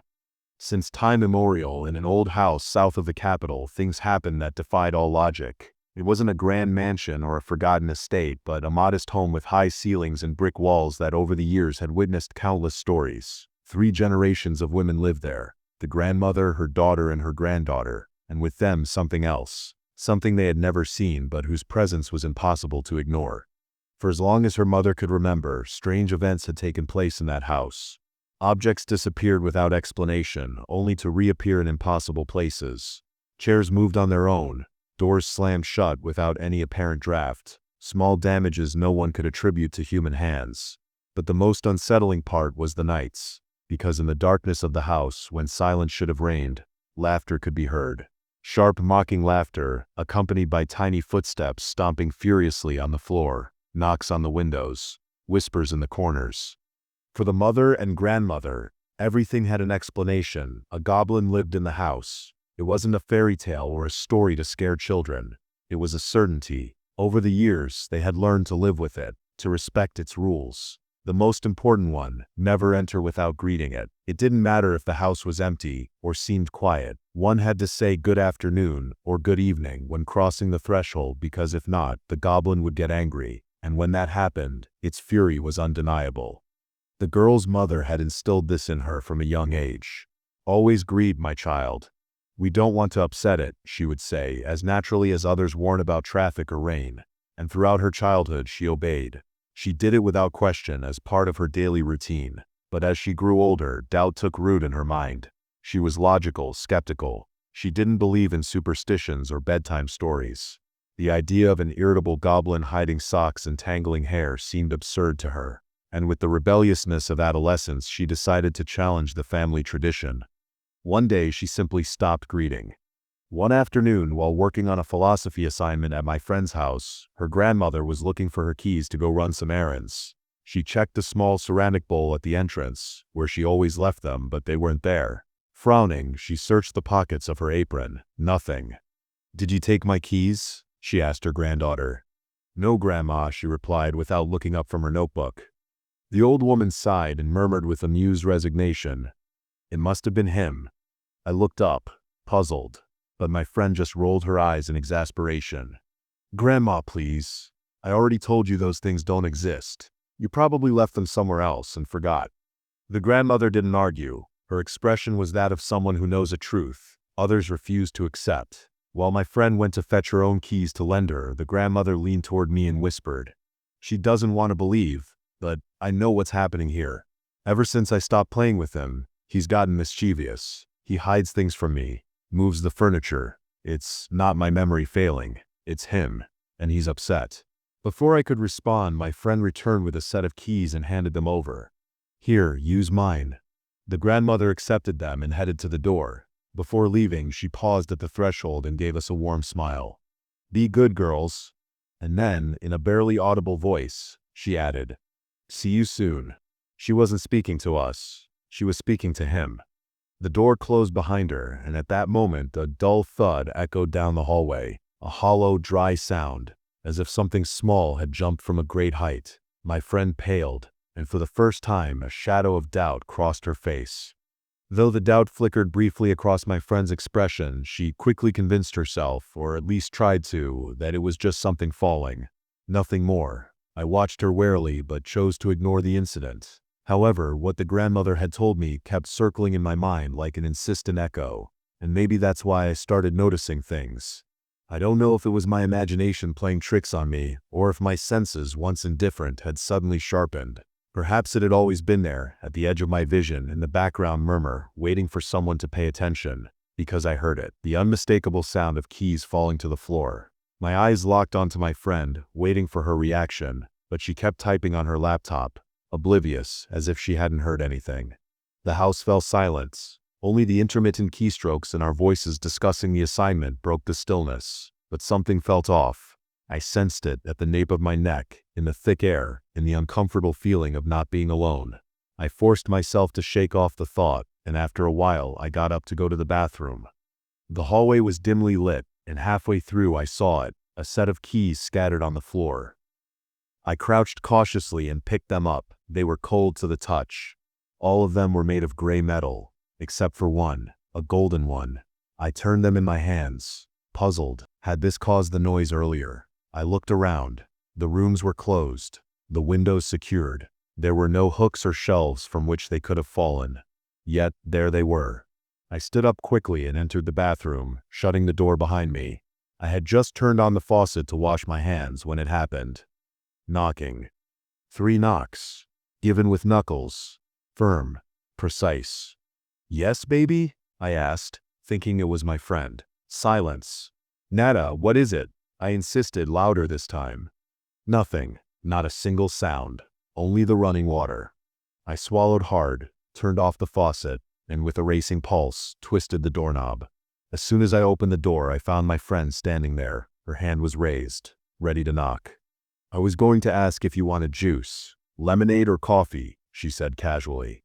My stomach clenched. It hadn't been her. Even so, I forced a stiff smile and said lemonade would be fine. I followed her to the kitchen, trying to calm the tightness in my chest. But as soon as we arrived, another unsettling detail added to the list. My friend clicked her tongue in annoyance and grabbed a cloth. The sugar jar was tipped over on the counter, its contents spilled like a white blanket. She picked up the trash can with her other hand and started cleaning, irritated. It fell, she murmured. But something didn't add up. The other jars remained in their place, their lids tightly sealed. Salt, coffee, spices. Only the sugar jar was open. I looked around for the lid and found it. It was on the floor, several steps away from the table, near the stove. I bent down and picked it up, holding it between my fingers. Something about it unsettled me, as if it carried the mark of a silent joke. I stood up and handed it to my friend. She took it with the same puzzled expression I likely had. "Thanks," she whispered, placing it back in its spot. But we both knew it hadn't been an accident. Though my friend tried to convince herself that everything had a logical explanation, the unease on her face betrayed her. I said nothing, but the feeling that something unseen was watching us grew stronger. That night, long after I had left, my phone buzzed. It was a message from my friend. "You won't believe what just happened." I sat up in bed and responded immediately. "What happened?" She took a few minutes to type. Then the message appeared on my screen. "I just heard something. I don't know how to explain it. I'm in my room, and I heard a laugh, but it wasn't my mom's, nor anyone I know. It was like a child's, but mocking. It came from the hallway." A chill ran down my spine. I wrote to her immediately. "Go to your mom's room. Now." My friend took a while to respond. When she did, the message was dry. "I'm not doing that. It must have been the neighbor's TV or something." I pressed my lips together in frustration. I didn't want to argue, but I knew. I knew it wasn't the TV, or the wind, or a coincidence. I knew he was there. My friend stopped replying. I didn't insist, but I spent the night uneasy, holding my phone, waiting for a message that never came. Nights in that house were no longer peaceful. At first it was a subtle feeling, a faint tingling on her skin, like someone was watching her from a dark corner of a room. But with each passing day he felt more present, more insistent. One early morning, she woke up with a strange sensation on the back of her neck, as if small fingers had run across her skin in a mocking caress. Her heart pounded as her mind wrestled between fear and logic. "It must be my imagination," she told herself, squeezing her eyes shut. But then she heard it. A soft, quick sound, like small footsteps running across the room. It wasn't the floor creaking, nor the house settling. No, they were steps, agile, restless, circling her in the dark. She held her breath, and the sound stopped, summoning her courage. She reached for the lamp switch on her nightstand. She turned it on with a click, and the yellow light flooded the room. There was no one there, but something was wrong. The things on her desk were out of place. Her laptop, which she had left closed, was now open, the screen glowing. Her books were on the floor, some with their pages bent, as if someone had flipped through them carelessly. Her wardrobe, which she always kept neatly organized, had its doors ajar and her clothes in disarray. Her heart skipped a beat. She got out of bed, a mix of fear and anger bubbling inside her. "This can't be real," she muttered.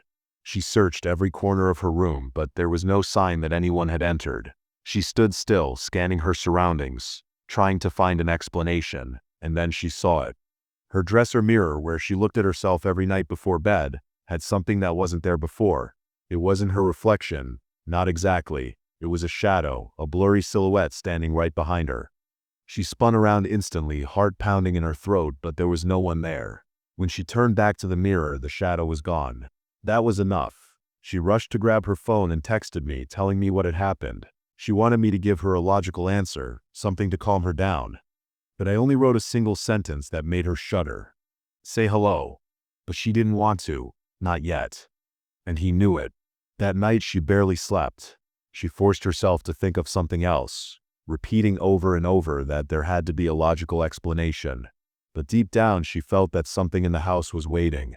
When she woke up the next day, her body was tense, as if she hadn't rested at all. She got up heavily and went to the bathroom without even looking at her room.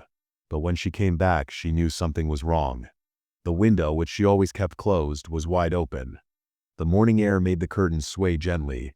And then she saw it. Her clothes, the ones she had left folded on the chair, were scattered across the floor, as if someone had thrown them in anger. The drawers of her dresser were open, and on her desk, her laptop screen flickered, as if someone had tried to use it. Her stomach tightened. She took a step toward the window and felt something under her feet. She looked down. The keys. The same ones I had found days earlier in the hallway. But this time, they weren't just lying on the floor. They were perfectly aligned in a straight line leading from the door to the center of the room, removed from their keyring and arranged in that strange, deliberate pattern. A shiver ran down her spine. She could no longer deny it. He was playing with her. He wanted her attention. And then a sound froze her in place. A whisper. She couldn't make out the words, but she felt the cold breath on the back of her neck, as if someone was standing too close. She spun around, heart racing, but the room was empty. Her mouth went dry. She grabbed her phone and texted me again, her fingers trembling. "Things are getting worse. I think I need to get out of here." But my response was simple because it was obvious what he wanted. It was what her mother and grandmother had taught her all along. "Don't leave. Just say hello." Her thumb hovered over the keyboard. She didn't want to. She couldn't. Then the mirror creaked.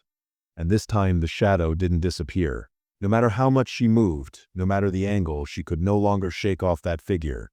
I never understood why she simply didn't leave her room and seek refuge with her mother or grandmother. Was it her ego? Her stubbornness? Her need to feel in control? I don't know why she was so reluctant to accept that what was happening was real. But how else could she explain it? That night, her sleep was light, restless. Every time she closed her eyes, she felt someone watching her from the darkness. An inexplicable cold settled in the room. She turned in bed, searching for her blanket, when something made her freeze. Footsteps. Again, she thought. Small, quick, as if someone barefoot was walking on her carpet. She swallowed hard. The sound stopped right beside her bed. She held her breath. Her skin prickled when she felt a slight tug on the sheets, as if someone were trying to uncover her. And then, a finger. A cold, bony finger slid gently over her arm. She stifled a scream and shot up, desperately turning on the light. Nothing. Her room was completely silent, but something was off. She approached her desk, and on one of her notebooks, right on the cover, in clumsy, childlike handwriting, written with a red pen that lay among her scattered things, something was written. "Say hello." Her blood ran cold. She couldn't take it anymore. She grabbed her phone and texted me. I was asleep by then, and honestly, I didn't hear anything that night. "I can't. This is too much." Then her screen flickered. The phone shut off, and in the reflection of the mirror behind her, she saw a tall, hunched shadow. A freezing breath brushed her neck, and this time it wasn't a whisper.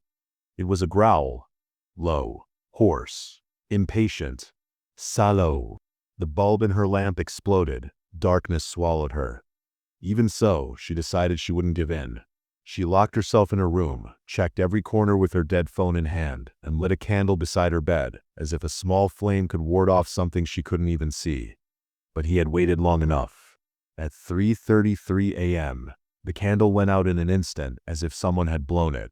The cold returned. This time there were no footsteps, no whispers, only a sound. Breathing. Long, deep, right in her ear. She pulled the covers over herself, trembling, refusing to accept what was happening. Then the bed creaked. The mattress sank as if an invisible weight had settled beside her. Her heart pounded so hard it hurt. And then, a whisper. Not a drawn-out one. Not a moan. Not a command. A greeting. Sweet, playful, like a child who had been waiting for a long time. He.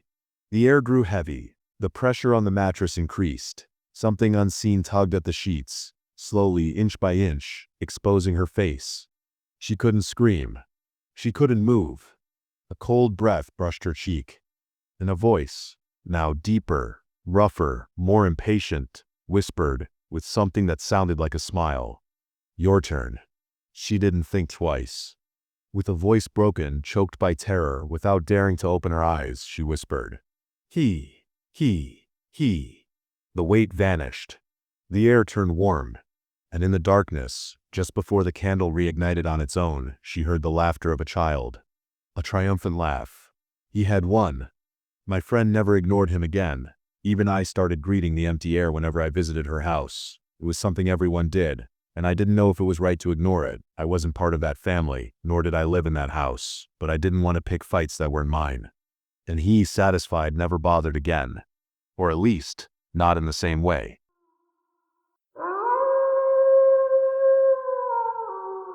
The tower. I miss her every day. I have spent so long working that I didn't realize the repetition in my tasks. She would ask about everything I did, and I would be so vague. I wish she was here again so I could tell her what it was like. Staring up at the night sky, the fog hiding the trees below, the music on the radio. I should have taken more time off work. I'm so tired. I've been sitting here for so long. I worked with 2 other towers at the park. We would call in every hour to make sure we were doing fine. A mandatory mic check. midnight, Tower A wasn't responding. My friend in Tower C said he would go check on them, which is highly forbidden. But he went anyway. I never did hear back from either of them. Eventually the radio made a sound and I jumped over to answer. Hello? Tower C? Nothing. Tower A, this is Tower B. Respond.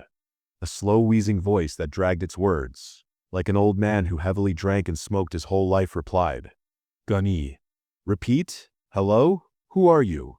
A deceiver. Like them.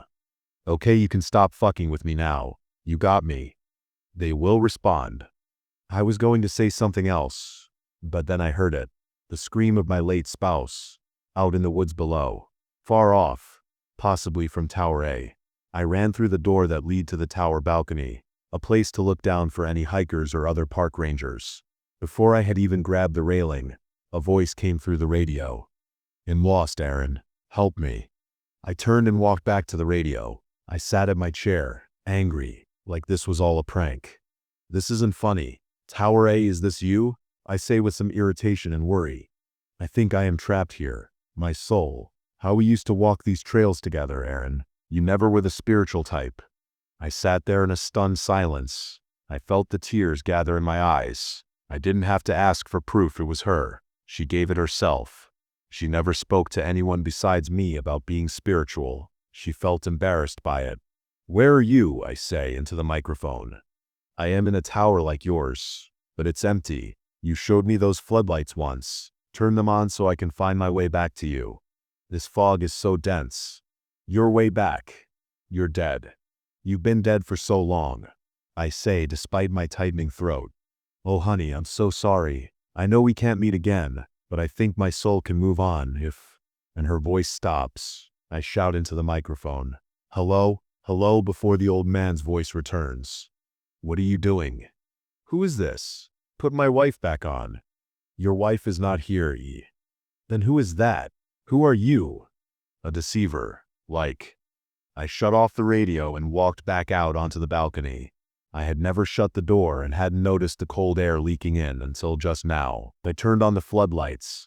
I went back to the radio and turned it back on to hear her voice mid-sentence saying I see it, Aaron. I'm on my way. She sounded so relieved, so happy. Before I could answer, the old man's voice returned once again. You are a fool. I shouted in angered denial. That's my wife. I know it. You know nothing. You will die here. Every word he spoke sounded like it hurt him physically, but I heard no grunts of pain. Give me a straight answer then. Who are you? How's my wife here? Old. We are old, Ed. Your wife is dead. Dead, Ed. They lied to you. Who lies? If that isn't her, why does it sound like her? She was missing. Them found her. Them. We. All of us. Ate hair. Screaming. I was about to turn off the radio before her voice came back through. I see the lights, Aaron. I'm so close. Without responding, I turned off the radio and walked back towards the balcony to see if I could locate her. The voice came back through. Do not set open that door. I spoke to myself as I slowly turned to face the radio. I turned that off. It does not matter. From the other side of the room, I could now see something even worse. The radio was not plugged in. It never had been. The confusion had gone on long enough. I didn't need a rational answer. I needed to be ready. Why are you helping me? I chose E2. That's not my wife, is it? Not it, your wife. My wife is dead, I said, as if to confirm it to myself instead of actually asking. The voice answered regardless. Deaded. What is that then? Them. We. Older than the trees. How do I stop it? You cannot. Levy. I understood and grabbed my coat. I walked out to the balcony and quickly descended the steps to my Ranger car down below. About halfway, though, I remembered that I left the car keys on top of the radio. I ran back up the stairs, grabbed them, and quickly came back down. Before reaching the grass, at the bottom I saw my car and stopped. The hood illuminated by the moon and shrouded faintly by fog. On the other side of the hood of the car was a head peeking over. On the head were two very small horns. I could only see the head from the eyes up. The skin was pitch black. The eyes were wide and human. It was just crouched behind the car peeking over at me. I stood there, still, as it sat there still. Despite my terror, I got a hold of myself and turned, running back up the stairs, all the way to the top. I didn't hear it chase after me. I heard no grass move, or steps creak aside from my own. I turned as I reached the door to see behind me. There at the corner of the stairs just below me, it was peeking around the corner, his head perfectly horizontal, as if it was tilting its entire body behind the corner of the stairs, his eyes still wide and human-looking, staring at me. My heart raced, and I felt it pulsing in my head. I backed up slowly and shut the door behind me, still never hearing it move once. I put my desk in front of the door and blocked off the windows around me. Once again the voice came over the radio. "You cannot leave." What was that? Them. We. "You're one of those things?" "Yes. We." "What do I do? How do I kill it?" The voice was silent, and before long my wife's voice came through the radio again. "Open the door, Aaron. Open the door, Aaron. Open the door, Aaron. Open the door, Aaron. Open the door, Aaron. Open the door, Aaron. Open the door, Aaron. Open the door, Aaron." I took a rubber mallet I had by the door and smashed the radio in 2 swings. The sound of the metal breaking was hardly over before I could hear her. "Open the door, Aaron." She was outside. In my peripherals I could see through the window on the door that something was standing there staring at me. I was about to look before a cheap Walkman beside my radio turned on, the voice grating through the static. "Do not." I refrained from looking at the door. I calmly walked over to the table and sat down. I opened the back of the Walkman and confirmed what I remembered. It had no batteries. Regardless, not even having to press the button to speak, I asked, "What do I do?" "Wait." "For?" "The sun in." "It's 4 a.m. I am still waiting. I'm really hungry and remembered I left my food in the car. No way I can get that. It's still there in my peripherals. It hasn't moved all night. I just have to wait a little longer. I don't know what I will do tomorrow. I have no doubt I will make it to sunrise. But what happens tomorrow night, or the week after? This might just be my life now. I have a friend a few states over, but I don't want to give everything up. I will come back to work. If I have to do this every night, I will not run."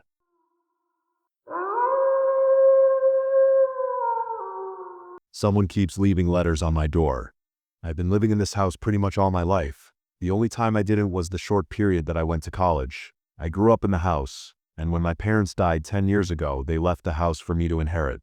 It was strange at first, walking past all their furniture that they would never use again, and if I am being honest, it most likely took me more than it should to get rid of some of the stuff.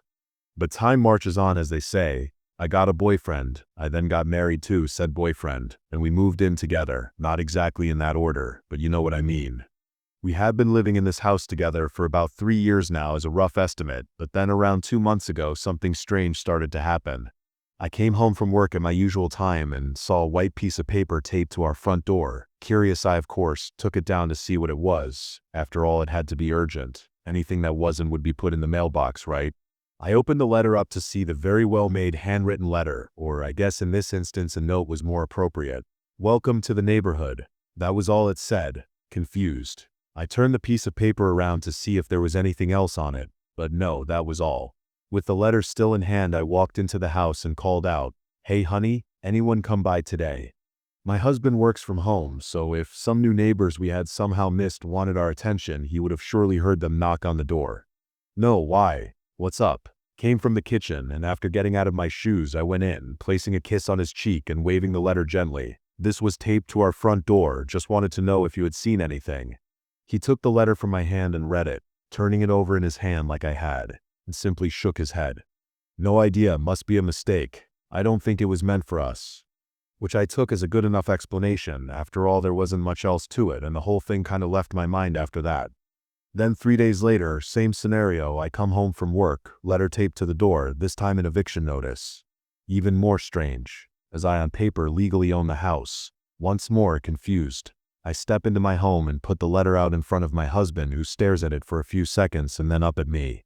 "What's this?" he asks, confused, as he picks it up and begins reading through it, brow furrowed.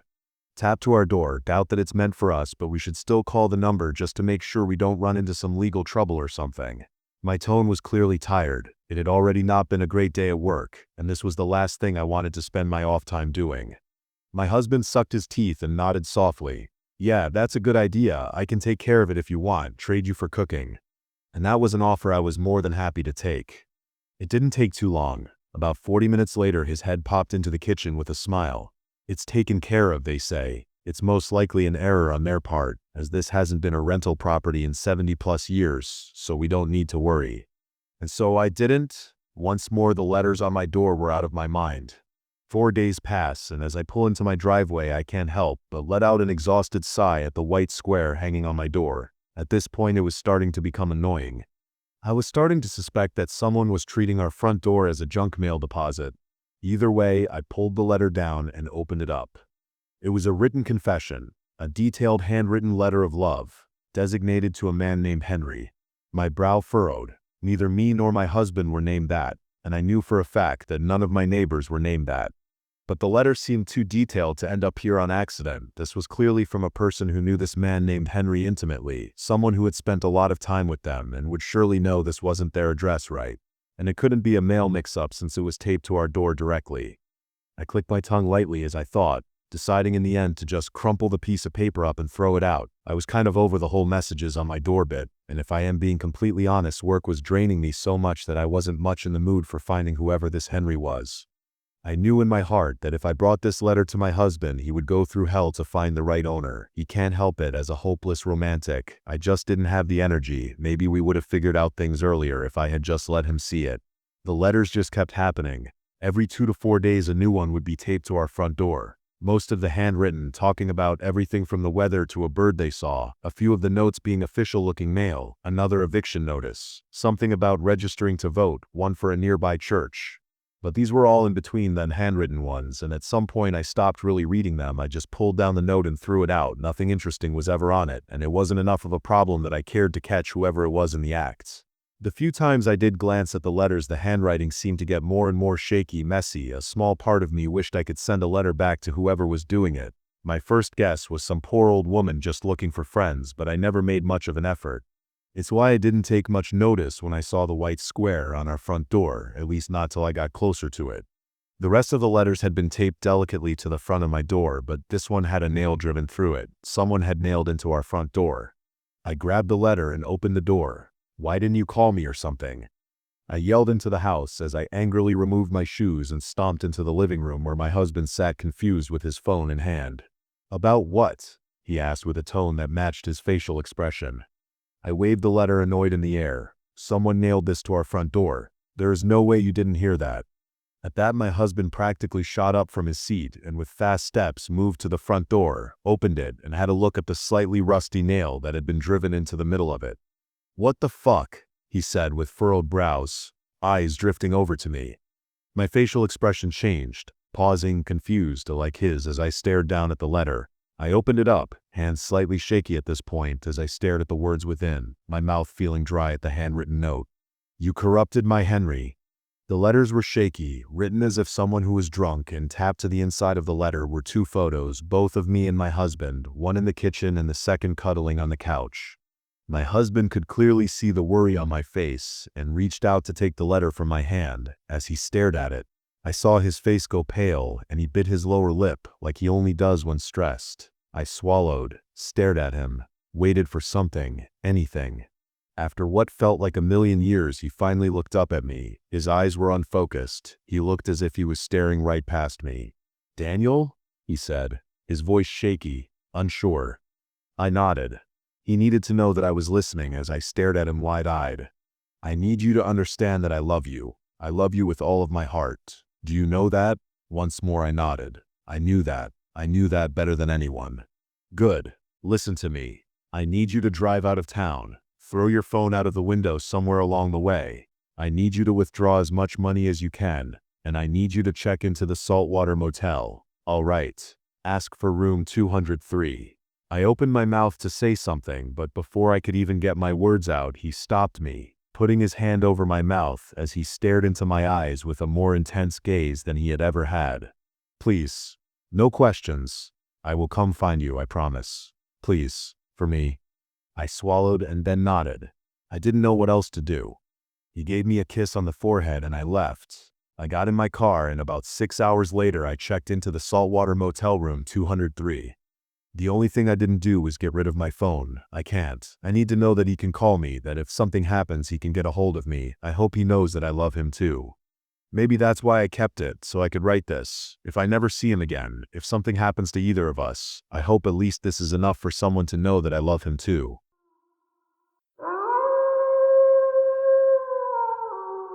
The Thing on the Dock. When I was growing up, my grandpa owned a cottage on Lake Simcoe here in Ontario. Most of my memories of that place are fond ones. Water skiing, tubing on an inflatable hot dog, regattas, and fishing galore. We even had Rock Band for the PS2. What more could a kid ask for? We still own that cottage. Anytime I want, I could get in my car and drive right up there for a weekend of swimming and barbecues, but I don't and I never will. You see, in spite of all my fantastic memories up there on the lake, it only took one to make me never ever want to step foot in that place again. Finally, I'm here to share my experience, the one memory whose simple recollection sends the most grating of shivers down my spine, the mere memory of that thing on the dock. I was 13. We were all at the cottage. Mom was out at the only grocery store for miles around, which still didn't make it close, and Grandpa was out on the lake with my brother and sister for a boat ride. I, however, swear I had seen a massive, pointy, gangly spider in the boat earlier that day, and was more than happy to decline the offer to strand myself in the lake, in that thing with nowhere to run, if the beastie tried skittering out of its hiding place. So I was alone. Luckily I had Rock Band to keep me company, the best friend a young teen could ask for. I had no memory card, so much of my childhood was spent playing the same 5 songs over and over again, but like any self-respecting kid I never got tired of them. It was only after yet another run-through of Radiohead's Creep that I finally noticed how dark it had gotten outside. When I say it had gotten dark outside, you have to understand I really mean dark, not city dark, where the gloom is always somewhat abated by tungsten light flooding out from thousands of windows like the world's biggest nightlight. Out on Lake Simcoe it got dark, my only light radiating from the big screen TV, the convenience store across the bay, and the moon reflecting on the murky waters. The phone rang. Scared the hell out of me. Call from XXXXXXXX, a monotonous voice announced. It was Mom. Jay. Mom's voice crackled through as I lifted the phone from the stand and up to my ear. Yeah? Is Grandpa there? Can you put him on? No, they're still gone. Like flipping a switch, her voice changed. Quicker, breathier, nervous. The kind of voice a parent puts on when they know something's wrong but they're trying not to scare their kids. Jay, I could hear her voice quivering. Jay, honey, please lock the doors and go to your room, alright? Alright, please click. Dead.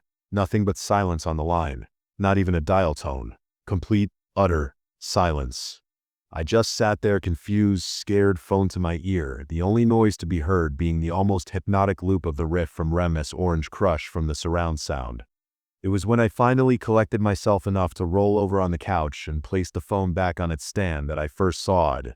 Through the glass doors to the yard, past the fire pit with the Muskoka chairs, past the trampoline with the broken springs, past the slippery algae-covered rocks, laying out on the moonlit dock by the old rusted umbrella stand, and the cobweb-filled circuit box for the electric jet ski lift was a damp, dark shape. I got up and tentatively pressed my cheek up against the glass to try and get a better look. To the best of my recollection, it looked almost like someone very small, was wrapped up in one of those canvas boat covers, dripping all over the dock like they'd just climbed out of the lake.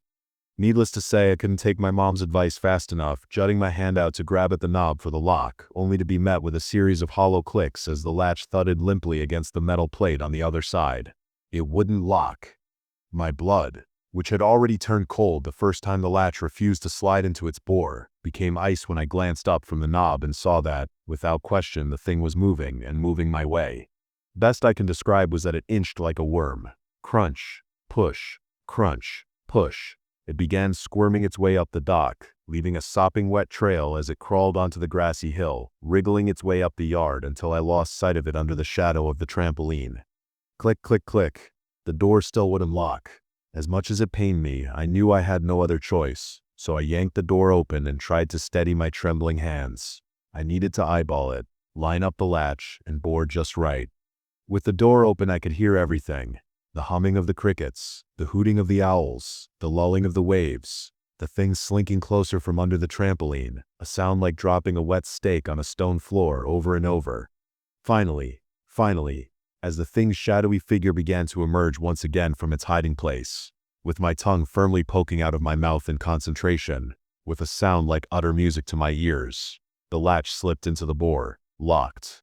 I ran to my room around the corner, ran to the bed and dove under the covers, the sound of Nirvana's Breed trickling faintly under the door. It was only then I realized I'd only locked the back door. The sound of a door opening upstairs nearly made me pass out in panic. I sincerely thought it was inside the building, just up the stairs, and soon, with the vilest of squelches, it would begin slinking down the stairs, down the hall, in the room. I'm not a religious man, but I thank the heavens to this day that the next sound I heard was my mother's voice calling out for me. She was home, and the thing was gone.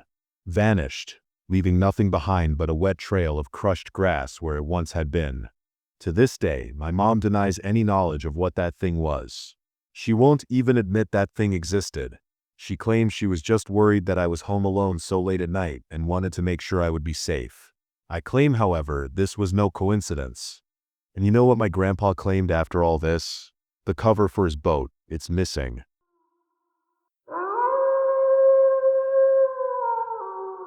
Locked in. The past few months I've been working for the Clover School, not as an employee, rather as more of a contract gardener. The school didn't have anyone on staff that took care of their gardens, so Pam, the school's director, would call me whenever she needed any gardening work done, be it weeding, mulching, planting, pruning, or whatever else. Every week or so she would call me and I would come out and make the gardens look nice. The kids would come out at lunch and bother me while I worked, asking me questions about what I'm doing or running around, trampling the flowers I just planted. The Clover School was definitely a lively place to work. Spring break had just arrived and all the students and staff were away from the school. Pam called me, asking if I could come by to fill up the courtyard with spring annuals.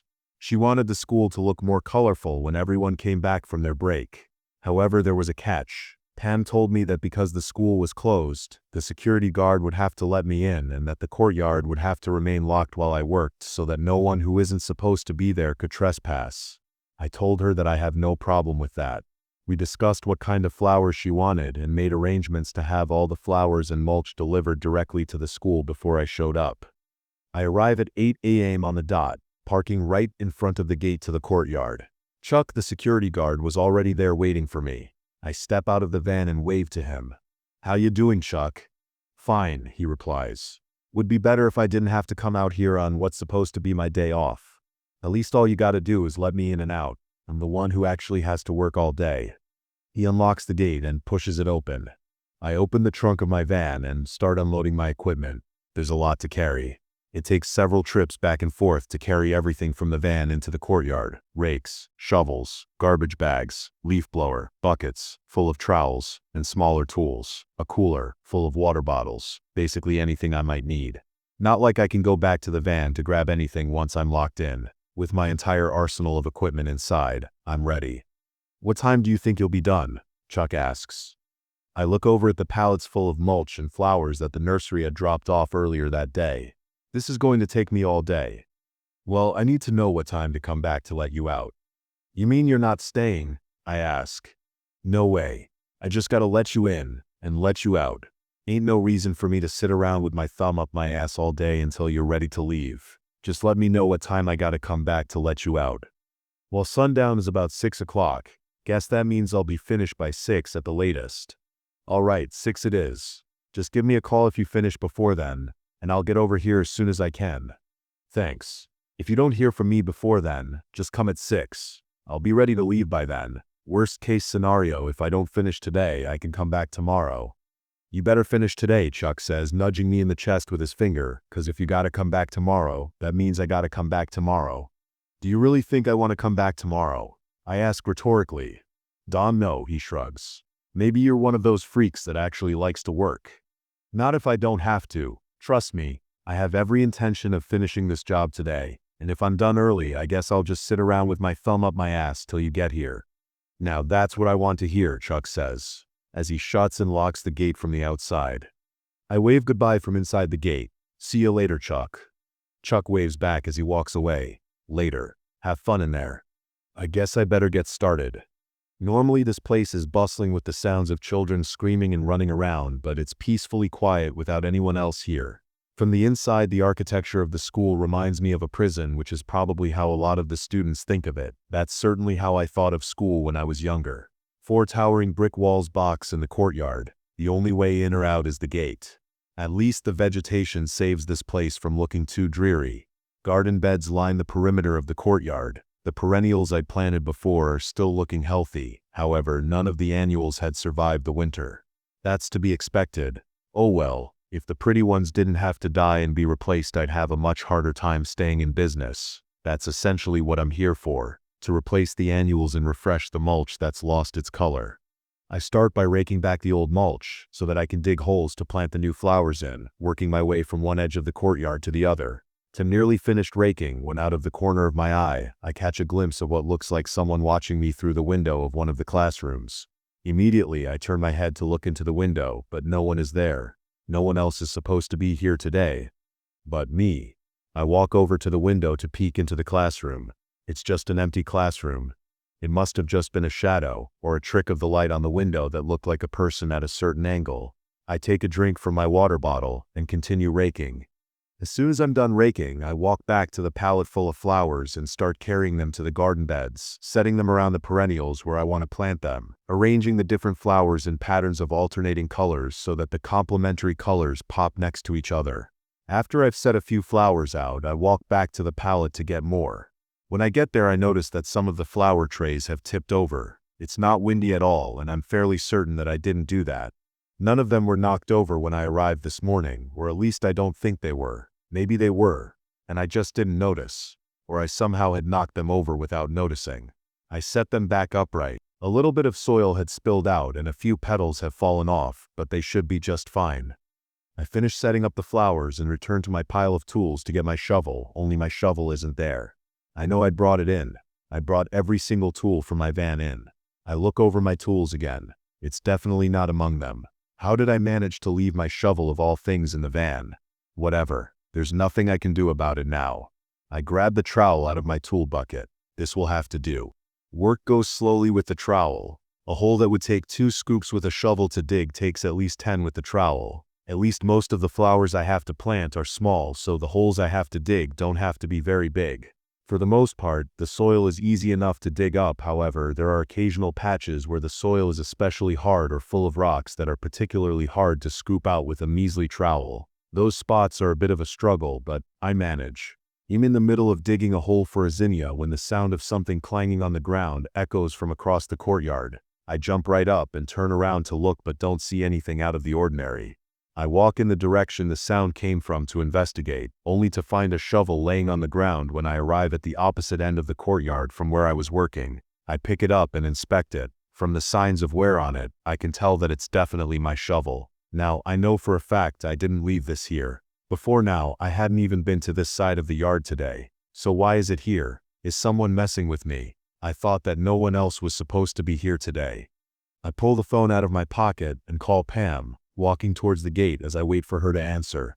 5 rings, and she finally picks up. "Hi Pam. Sorry to bother you, but I have to ask. Is anyone else here at the school with me today? Is Chuck there with you?"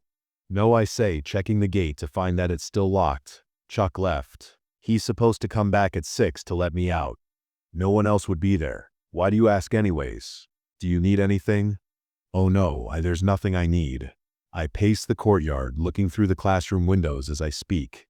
It's just that I heard some noises and thought that I saw someone in one of the classrooms earlier, so I thought someone else might be here.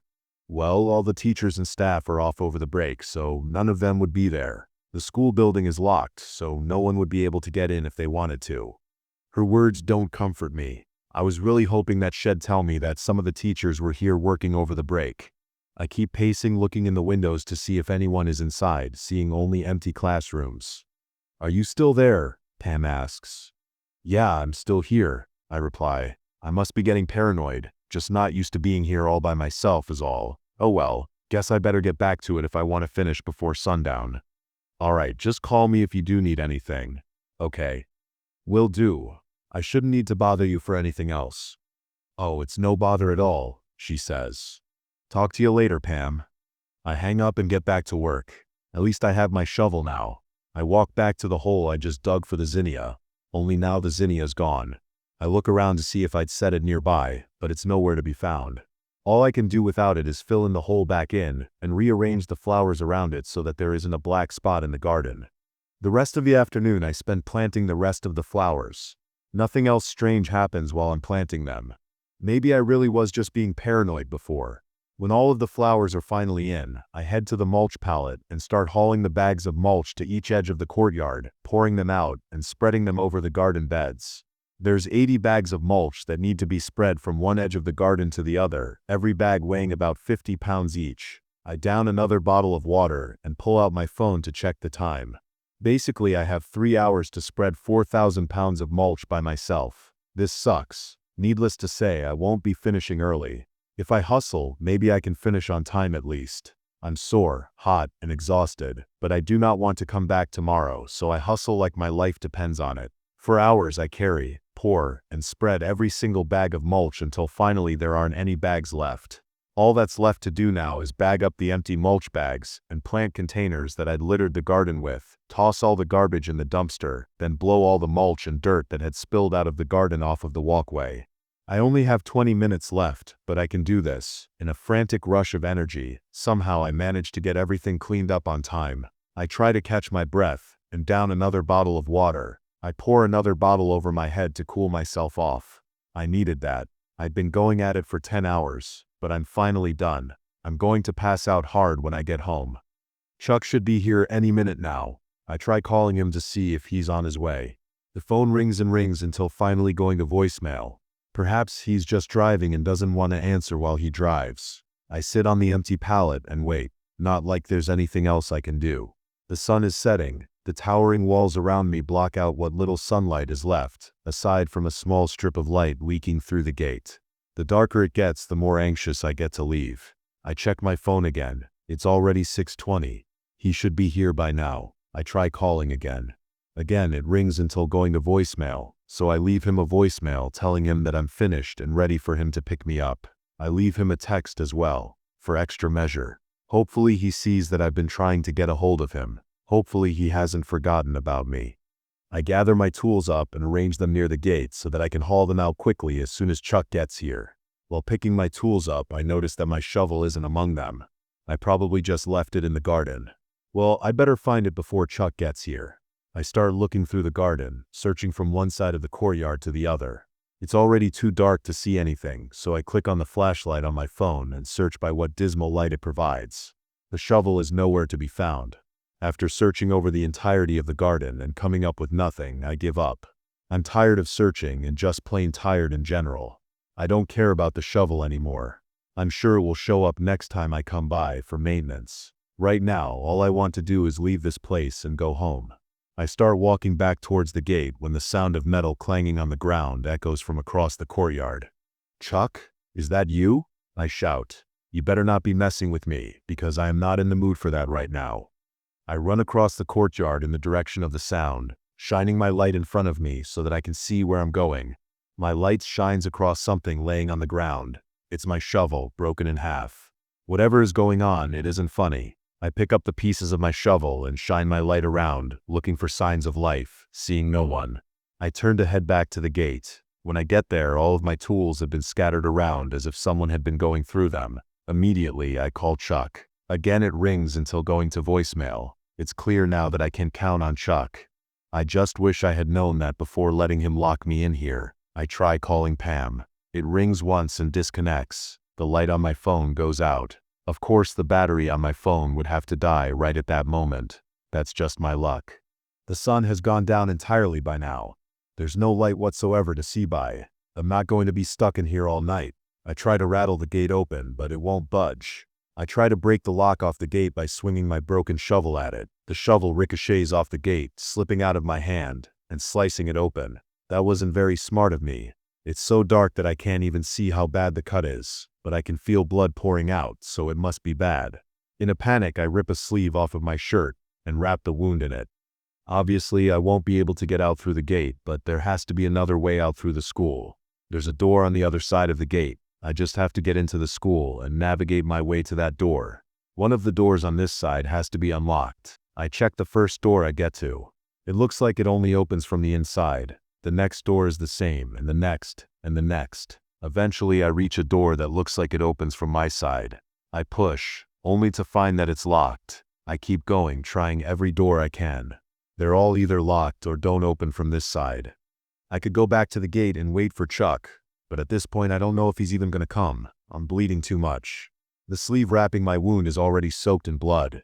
Waiting for Chuck isn't an option anymore. I have to get out. I'll have to break one of the windows and get into the building that way, then I can find my way out the other side.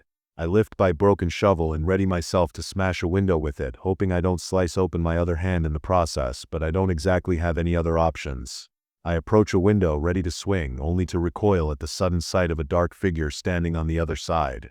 It's too dark to discern any of its features, but I can clearly see that it's really there, and it's looking at me. I step back from the window, not taking my eyes off of it. The figure walks away from the window until it's out of view. The door to the room it's in swings open. Every other door to every other classroom swings open. Dark figures emerge from every doorway. Each and every one of them turns towards me and starts walking in my direction. I turn tail and run towards the gate. They follow close behind. I don't dare turn to see how close they are.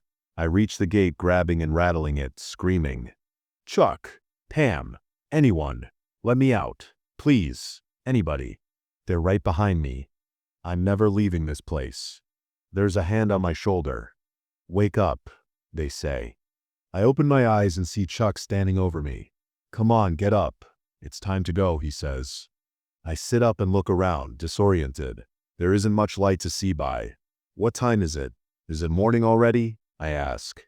"No," he says. "It's 6 p.m. I must have passed out. Sleeping on the job, huh? I stand up and look around. "No way. Look around, Chuck. I told you I would finish." He looks around. "Yeah, you did good. Now let's get out of here." I walk over to my pile of tools and look at them. My shovel is broken in half. I look down at my hand and see the line across it where it was cut. It's not bleeding now. It was definitely cut, but it doesn't look as bad as I thought. Chuck shouts at me, "Yo, Space Case. You can stay if you want, but I've got to lock up and go. Up to you if you're gonna be in or out." I pick up the two halves of my broken shovel. Incoming. Incoming.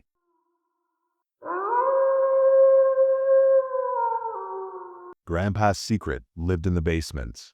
It was during the spring break of my second year at college that I got a phone call from my Uncle Andrew asking me if I'd be willing to spend a few days over at his house. My grandfather had been sick for a long, tough while, and it apparently gotten to the stage that the primary focus now was less so to treat him and more so to just make him as comfortable as possible for the time he had left. I can't say I envied anyone in the situation. Grandpa, who'd be getting ready to face eternity in a house that wasn't his, with no company but a son who he barely spoke to these days, and Andrew, whose girlfriend died giving birth to their daughter 7 months ago, and was now tasked with taking care of a dying man on top of that. I'd like to act as if I was making a saintly decision to come over and offer a helping hand out of love for my family, but the truth was that it had been quite some time since I'd spoken to Andrew last, and it had been forever since I'd spoken to my paternal grandfather. No, I went because I was lonely, unbearably so. I didn't have any friends to speak of at college, and ever since my mother passed away about a year ago, I'd had no one to talk to at all. I made the decision to help Andrew out of the desperation for proper social interaction, not like there'd be much to it, anyway. All I really imagined I'd be doing is keeping the baby out of his hair when he was too busy and getting Grandpa anything he needed. Andrew's house was out in the sticks, at least 40 minutes away from the nearest town. My family are mostly dotted around a generally quite rural county, so there wasn't much in the area but barren roads and the odd building or two. As for the house itself, there wasn't really much to say about it from the front yard. Just another isolated double story that someone called home. I rang the doorbell, and after a few moments Andrew greeted me. He seemed more or less the same as the last time I'd seen him in the flesh. "Sure," I said. "Ah, Nick, how are you doing? Thanks so much again for coming," he smiled, his voice nothing if not welcoming. "Nah, Not like I had much going on anyway, I replied, to which he chuckled. Come on in. Throw your jacket on the hanger there. You want some coffee? I looked around after reaching my destination. The living room appeared comfortable enough, with an ever so slightly peeling couch, a worn rug, and shelves of books that didn't seem to have been touched in years. It was the kind of place that felt frozen in time, a bit musty but lived in as though the walls had absorbed the memories of countless years of family life. Yeah, all right. Have a seat over in the living room. First door to your left. I took his invitation and made my way over. Now that I was fully inside, I could see that there was more to Andrew's house than meets the eye at first. It smelled like old books and something faintly musty, the scent of time that slowly claimed everything. The entryway was wide and dimly lit, with heavy curtains blocking out the daylight. There was a quiet rhythm to the house, the creaking of wood beneath our feet, the soft shuffle of Andrew's footsteps echoing through long corridors. It had the basic interior of a house, a lot older than you'd think it was from outside, with aged patterns across the wallpaper, and a somewhat ornate type of miniature chandelier suspended from the ceiling. Clashing with these design decisions was the more minimalist furniture and art pieces hanging from the walls. It seemed like someone had taken these measures in order to give the inside of the building a more modern feel, but really, it was a band-aid on a bullet hole. A minute or so later, Andrew entered with 2 mugs. I sipped mine slowly as we exchanged some admittedly uncomfortable small talk. God, you look so grown up. It's been, 2 years? It'd been at least 5. This continued for a while until we got to the tasks that be at hand for the next number of days. You'll be picking him up from the hospice tomorrow after work. It'll probably be close to 7 before we'll be back. Trellis upstairs having her nap right now, so I'm gonna go and get started on making dinner. In the meantime, you go ahead and make yourself comfortable. There are 2 rooms free upstairs. You can take your pick. He rose and clapped me on the shoulders before heading over to the kitchen. I really do appreciate it, Nick. It's been rough having to pay for babysitters. After going upstairs, I passed what must have been Andrew's room on the way down the hallway, another chamber masquerading as belonging to a home far younger than was the reality, with a double bed and a child's cot next to it, the baby sleeping soundly inside. I had a mountain of college assignments to get cracking on, so I brought my laptop and sociology textbook in my travel bag. That's how I spent the majority of the evening, taking an hour's break for dinner. Is that a closet? I asked, pointing. We had another fairly awkward conversation about what I've been getting up to in college. Spoilers. Fuck all. From my seat at the dining room table, I was able to look out the window at a filth-coated golden retriever pottering around the yard outside. I hadn't noticed it before. I was surprised that Andrew was able to manage a dog on top of his life as a single father. As I tried to focus on my pork chops, something else caught my eye. There was a door in the corner of the room that I hadn't noticed before. A small door, almost entirely hidden behind another old bookshelf. I couldn't see much of it, but there was something about the door that captured my attention, something in the way the wood seemed to shimmer in the dim light, as though it wasn't quite real. Andrew looked over his shoulder and then shook her head quickly. Oh, that? No, just a small little space in the structure I haven't really found a use for yet. He smiled, but it was tight, forced. I was going to ask him more before the dog outside started barking loudly. God, what's his problem? Andrew sighed, exasperated. Hey, you never mentioned you had a dog. Seems like an awful lot of work for you, I commented. Nah, he's not mine, just some stray that's been finding the yard lately for whatever reason. The conversation petered off after that, but I remember thinking that if that was the case, it was odd that the dog had a collar. I called it a night maybe 2 hours later, but I had a hard time sleeping because the dog continued to bark periodically until all hours of the morning. In the morning, Andrew was already gone to work when I awoke, but had left instructions on the kitchen counter for taking care of Chloe. I babysitted before as a teenager, so I could manage things fine, but it never really gets any more enjoyable changing a diaper. Other than that, there's not much to say about the day other than that I tried checking out the door behind the bookshelf out of curiosity and boredom, but I'd found it locked. I didn't really care though, since it sounded like it was nothing more than just a small crawl space or something. When Andrew arrived home, wheeling Grandpa with him, I could see for myself just how sick he must have been. He had stage 3 skin cancer that had by now spread through a terrible amount of the tissue in his torso. Andrew would tell me later on that night that he had 2 weeks left, tops. The man looked like a skeleton, his complexion beyond wrinkled and pale, his head like a skull with its eyeballs left intact, along with a few pointlessly added tufts of snow-white hair. His skin was hanging off of his body, so loosely, as if the space between had been repeatedly filled with air and then deflated. I'd been hoping I could have at least some sort of conversation with him, since I'd seen him even less in my life than Andrew, but he could barely work a sentence together, mostly just murmuring, grunting, and pointing at things to communicate. The evening ended up being even more uncomfortable than the last, so I spent even more time with the company of my schoolwork, figuring Grandpa would probably prefer to be with his son anyway, especially seeing that as far as I knew, they hardly ever saw each other either. I ended up just going to bed early, Grandpa in the room next door, but of course I was kept up for ages by that stupid dog again. I'd heard before, not from my father but from my mother, about how Grandpa didn't treat him and Andrew very well. He was Vietnam vet, and the war came home with him, rearing its head in the form of a bottle and the abuse that resulted from it. Even in spite of that, I couldn't help but pity the pain he must have been experiencing for the last few months of his life. All I could do is keep encouraging him to choke down his pills. I ended up spending, I think, another week at Andrew's, and not gonna recount every day from here on, since it ultimately doesn't really matter much to where I am now. Andrew had to keep going to work, of course, so it fell to me to keep watch of Chloe and help Grandpa take his medicine. The only words that he could consistently get out, or perhaps the only ones he cared to, were his frequent complaints about the various pains in his body. The skin, my muscles, the flesh. During the second night with Grandpa in the house, I was woken up yet again by the incessant barking of the dog outside. After the dog had seemingly fucked off to annoy someone else, I was quickly drifting back to sleep until I heard Grandpa mumbling something next door. He'd gotten accustomed to his mostly nonsensical mutterings throughout the day, and the house had thin walls, so I didn't think too much of it, until I heard another voice, speaking back to him. Andrew's voice, whispering, just audible. "No, I've told you already. It's not happening, so get it out of your head." "You know you have to," came Grandpa's slow response. His voice was like the creaking of an old floorboard, but he sounded far more lucid than I'd ever heard him before. I don't remember their conversation continuing beyond that point. I heard the door open softly, then shut again, and I didn't have enough energy to ponder what I'd heard for long before I fell back asleep. The next day, I decided to find out from Andrew about it in private. "Hey, so, sorry if I'm being too nosy here, but I heard you and Grandpa talking about something last night. It sounded like you were arguing," I asked. He sighed deeply.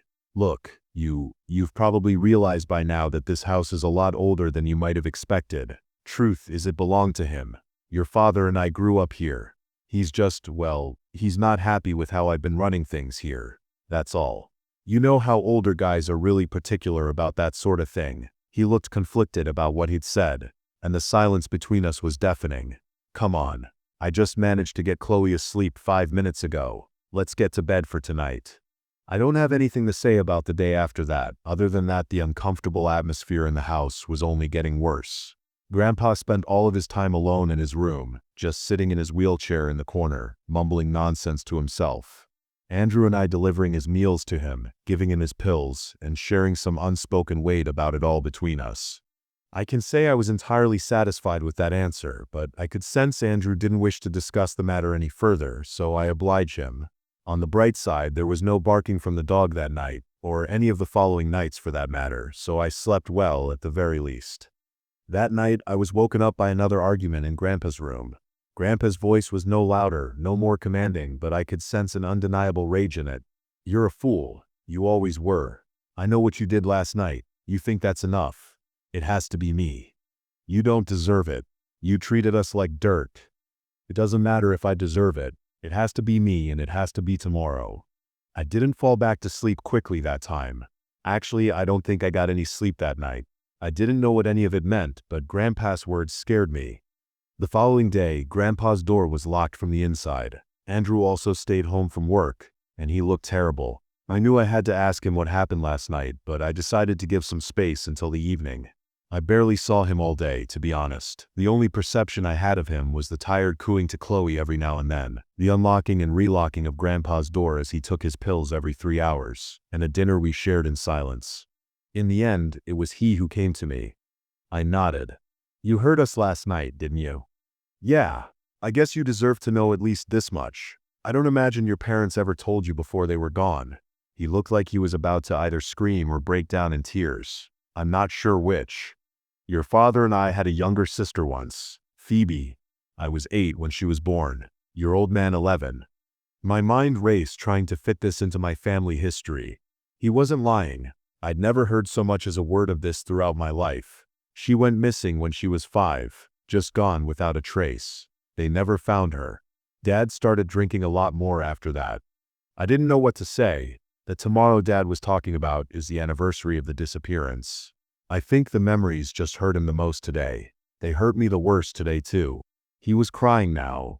I'm sorry, I managed. I don't know what to say. I'm so sorry. No one ever told me. Andrew rubbed his eyes, steeling himself. Look, I'm sorry too. You should never have needed to know, really. He started heading for the stairs. I'm gonna try and get some sleep. Please. If you hear anything from him tonight, or if I have to come into him again, just ignore it, please. It hurts everyone enough as it is. With that, he headed up to his room, shutting the door behind him. I was stunned. How much else had I not known about my dad's side of the family? Even with what I did know now, I was left with more questions than before. It didn't make sense how the truth about my dad and uncle, also having a sister, could link to everything else I'd overheard between Grandpa and Andrew. Why did it have to be Grandpa? What had Andrew done last night? What the hell even was it? My mind swam as I laid wide awake in bed that night. I think it was that state of fog in my brain that actually ended up putting me unconscious for a few hours, as it happened. But one last time I was awoken from my sleep, but it wasn't by the barking of a dog, or by voices from Grandpa's room next door. It was by slow, heavy footsteps, descending the stairs. I know Andrew told me to ignore anything I might hear that night. To this day, I don't know what compelled me to leave my room, but I crept out the door quietly, and the first thing I realized is that Grandpa's door was open and his room empty. The footsteps continued to pound through the house, into the kitchen, it seemed. I had to know the truth to everything that was going on in this house, and I sensed that I was right at the cusp of it. As silently as I could, I too descended the stairs. I followed the noises to the kitchen, and I realized then what I'd been overlooking the whole time, the sight of it filling me with total dread. The door behind the bookshelf, now wide open. I abandoned whatever idea of stealth I had left in my head, rushing over to the door where I found that it wasn't some sort of small little cupboard or crawl space at all. It was a flight of stairs, down to what must have been a cellar. Why had Andrew lied about this? I flew down the stairs and turned to the cellar door on my right, pressing my ear against it. Deep, heavy, fatigued breathing, and the surface of the door felt almost as if it was vibrating, pulsing with some impossible force. I gripped the door handle, and it felt white hot. My hand turns. The door opens. The truth is revealed. Andrew was alone in the cellar, illuminated by one dim light bulb hanging from the ceiling, the kitchen knife in hand. No sign of Grandpa anywhere. Andrew barely reacted to my presence. He just kept staring at the wall opposite of him. Only it wasn't a wall, not really. Where there should have been brick and wallpaper, a pulsating, oozing, red-brown expanse of flesh spanned the side of the cellar ahead of us. The drywall at the edges of the adjacent walls transitioning from plaster and sheet brick into living tissue. The wall heaved and throbbed in sweat, somehow horrifically, impossibly given the gift of life. I can't even begin to describe the smell. The smell was so fucking disgusting. I could barely think. The sight of it almost made me feel mad, like I had found myself in a bizarre nightmare, any rational thoughts shackled away behind lock and key. What the fuck? I choked. What the fuck is this? He turned around, seemingly broken out of a trance. He stared back at the wall for a second. He was right, I heard him say, more to himself than to me. He turned back. He was right, it had to be done. Andrew, what the fuck is this? Where the fuck is Grandpa? I glanced back around him to the putrid fleshy mass before my eyes. No, he couldn't mean that. No, Andrew, where's Grandpa? What have you done? I begged, denying to myself what I knew had transpired. No, you're lying, I roared, not believing myself one bit. What the fuck even is this? Andrew glanced back at the wall again for a few moments. He had a look of almost reverence etched across his face. He faced me for a second, madness twinkling in his eyes. It's what he wanted. He didn't look away from the wall of flesh. I inherited it, I suppose. It had to be done, you know. It's what he wanted. The wall suddenly flexed outward grotesquely, emitting a low grumbling sound. Try as I did to deny it to myself in the moment, I knew what that must have meant as I saw a look of concern flash across Andrew's face. It was hungry again, needed to be fed soon. Clearly, Grandpa wasn't a filling meal. Amidst the grumbling, we could both suddenly hear a high-pitched noise, piercing through it. Chloe, crying from upstairs. Andrew stared up at the ceiling, then back over to me. "Don't," I whispered, but he was already charging towards the door. "Andrew, don't." He shoved hard against me as I tried to block him from getting out of the door. I threw myself against him with everything I had, tried to wrestle the knife from his grip, but he was far stronger than he looked, overpowering me quickly and slashing my right leg. I howled in shock and pain. "You know what?" he hissed, throwing me to the ground and grabbing me by my legs as I gushed blood. "This is even better. You're of far more use anyway." I realized in an instant what he meant as he dragged me towards the wall of flesh. After an unknowable length of time, I grew more and more aware of my surroundings once more, the bizarre, weightless sensation of simultaneously feeling out of my body and feeling one with another body. Then, something cold, foreign. "No," I choked. "No, Andrew, please God, My words were cut off as I became almost entirely immersed in the writhing living mass. Tendrils wrapped around me, almost painlessly puncturing through my skin, connecting to me. For a few brief passing moments, I had the notion that I was fusing to the grand biological system of the wall, that soon all would be alive, all would be connected, before my mind went black. "I've got you. I've got you." I fell forward into someone's arms, the cold air of the cellar enveloping me in an instant as I screamed out. I looked up. I was surrounded by a team of men in yellow hazmat suits, working to fully cut me down from the wall of flesh. I laid in their arms, feeling the way I imagine a newborn infant must, my body and mind focusing entirely on trying not to seize up from how overwhelmingly cold everything seemed. A few minutes later, once I'd been fully freed from the wall, I was given sedatives that knocked me back out. I don't know how long I'd spent like that, but it must have been a few days at least, because it was my girlfriend Emily who had called the police after I hadn't responded to a number of her calls. In the end, though, I was kept in some sort of containing facility for a day, where I was asked a great deal of dubious-sounding questions that I couldn't begin to answer for the most part, and they never ended up finding Andrew. Life moved on. In the end, though, Emily took me back home. Whatever classified part of the government that covers up shit like this did just that, and life mostly moved on. I tried my best to forget about that brief hellish stint of my life. I certainly didn't gain any sort of enlightenment or newfound appreciation for life by my experience. I was changed by it, I guess. Who wouldn't be? But as I said, life moved on. Emily was invaluable in ensuring that, comforting me about it when I needed her to, but never acting like it defined me now. 4 years later, I asked Emily to marry me. 5 years later, she was my incredible wife. 8 years. And she gave birth to the joy of our lives. Our daughter, Lily. I loved my wife, of course I did, but there's absolutely no feeling of adoration on this earth that compares to holding your own child in your arms. And yes, of course, I still felt scarred by my experience, all those years ago. One night as we were in bed getting ready to sleep, I told her about it once more, how even though things are fine now, things are perfect now, I still had nightmares about the wall of flesh sometimes. I still get sent into near panic attack at the sight of an open wound. She held me in close.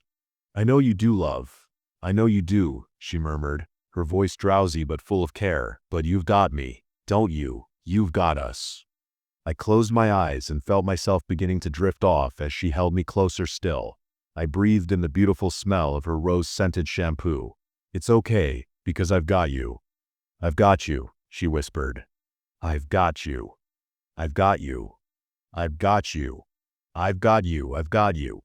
I fell forward into the man's arms, the cold air of the cellar enveloping me in an instant as I screamed out. I looked up, and all around, stared at the yellow-suited men, still screaming and babbling incoherently. I laid in their arms, still smelling the rose-scented shampoo, though there was now something horribly wrong with it, like how after you realize the trick of an optical illusion you can never see it as you originally did. Pheromones. It turns out the wall had been digesting me for quite some time indeed. I saw my reflection. I look emaciated, barely alive. It showed me wonderful things. Now I sit alone in my cold, dark apartment, looking outside at gray skies. I think of my wife's smile. I think of my child's laughter. I want to go back.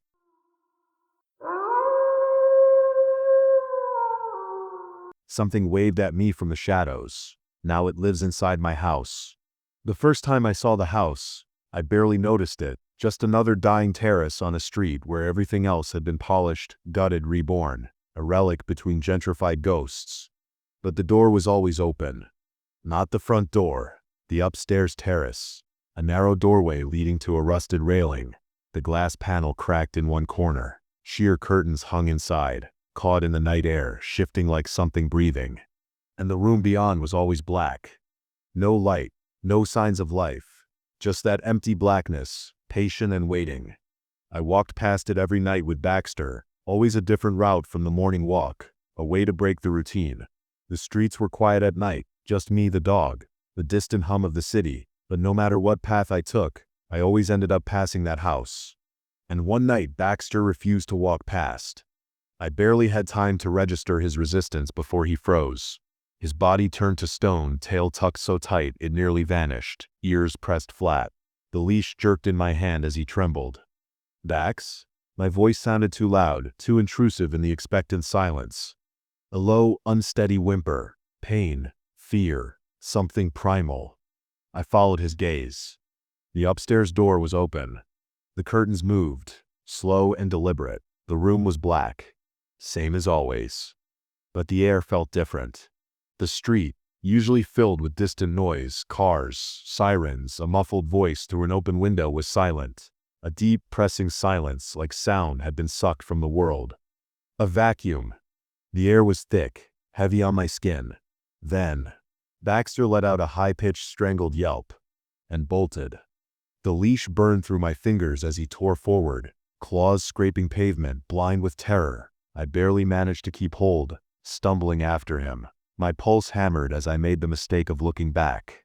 The door was still open. The curtains still moved. But the darkness inside had changed. Not empty, not anymore. Something was watching. And now it knew me. I should have changed routes. I should have let it go. But curiosity is a sickness, and I let it rot my common sense. The next night, I forced myself to walk past the house again. Baxter knew before I did. He whined before we even turned the corner. His breath came fast and shallow. When we stepped onto the street, he stopped dead, claws digging into pavement. That should have been enough. But I looked up anyway. The door was open. The curtains moved. The room was black, and something was waiting. The wind stopped. Not slowed. Stopped. The curtains, mid-billow, froze in place, like invisible fingers had caught them. The air turned still, pressed, suffocating. Then, a shape emerged from the blackness. Not stepping forward, not moving like a person. Seeping. A shadow with no source. My throat locked. My fingers tingled with the numb, crawling sensation of something unnatural. It stood just inside the doorway where the darkness was thickest. Tall, wrong, too long in the limbs. It didn't have eyes, but I felt it looking at me. The weight of its attention was unbearable, like something ancient and starved. And then it raised its hand, and it waved. Not a greeting, not a farewell. A test. A mimicry of human movement, but wrong. The arm lifted too slow, then too fast. The elbow bent at an unnatural angle, the fingers too fluid in the motion. It was learning, practicing, mocking me. My legs wouldn't move. Baxter whimpered, barely breathing. I had to go. But my body was locked, my muscles coiled in something worse than fear, recognition. This thing knew me now. Baxter let out a strangled, broken sound. The spell snapped. I stumbled backward, almost falling, leash slipping from my grasp. The wave continued, patient, like it was willing me to respond. And then, the world roared back to life. The wind slammed into me, rushing past my ears. A car honked somewhere far away. A street light flickered. The curtains moved again. The shadow was gone. The door was still open. The blackness inside was deeper than ever. I ran. Didn't think. Didn't stop. Baxter was shaking when we got home. He wouldn't go inside. He just stood at the threshold, staring past me, ears back, teeth bared. It took everything to drag him inside, to shut the door, to tell myself I was safe. I stood in my kitchen, breath coming in ragged bursts, heart hammering. I wiped my clammy hands on my jeans, forcing the nausea down. Then, something moved behind me. I turned. The curtains by my living room window were billowing, but the window was shut. I felt the blood drain from my face. A deep, bottomless kind of dread settled in my stomach, the kind that tells you you're not alone anymore. I didn't want to look. I didn't want to see. But something shifted behind the fabric. A dark outline just barely visible through the thin curtain. Not outside, inside, standing behind the glass. And then, slowly, so slowly, a shadow raised its hand, and it waved. I don't take that route anymore. I don't take any night walks. Baxter still refuses to go near the front door after dark. Some nights I wake up gasping for breath, drenched in sweat, the feeling of that wave burned into my skull. But worst of all, the curtains still move sometimes. Even when the windows are shut, even when the air is dead still. And I tell myself I won't look. I won't check. But some nights, out of the corner of my eye, I catch a glimpse of something shifting behind the fabric. Something patient. Something waiting. And if I listen closely in the dead silence of my apartment, I swear I can hear the sound of skin brushing against fabric. The slow, gentle rhythm of a hand moving back and forth. Still waving.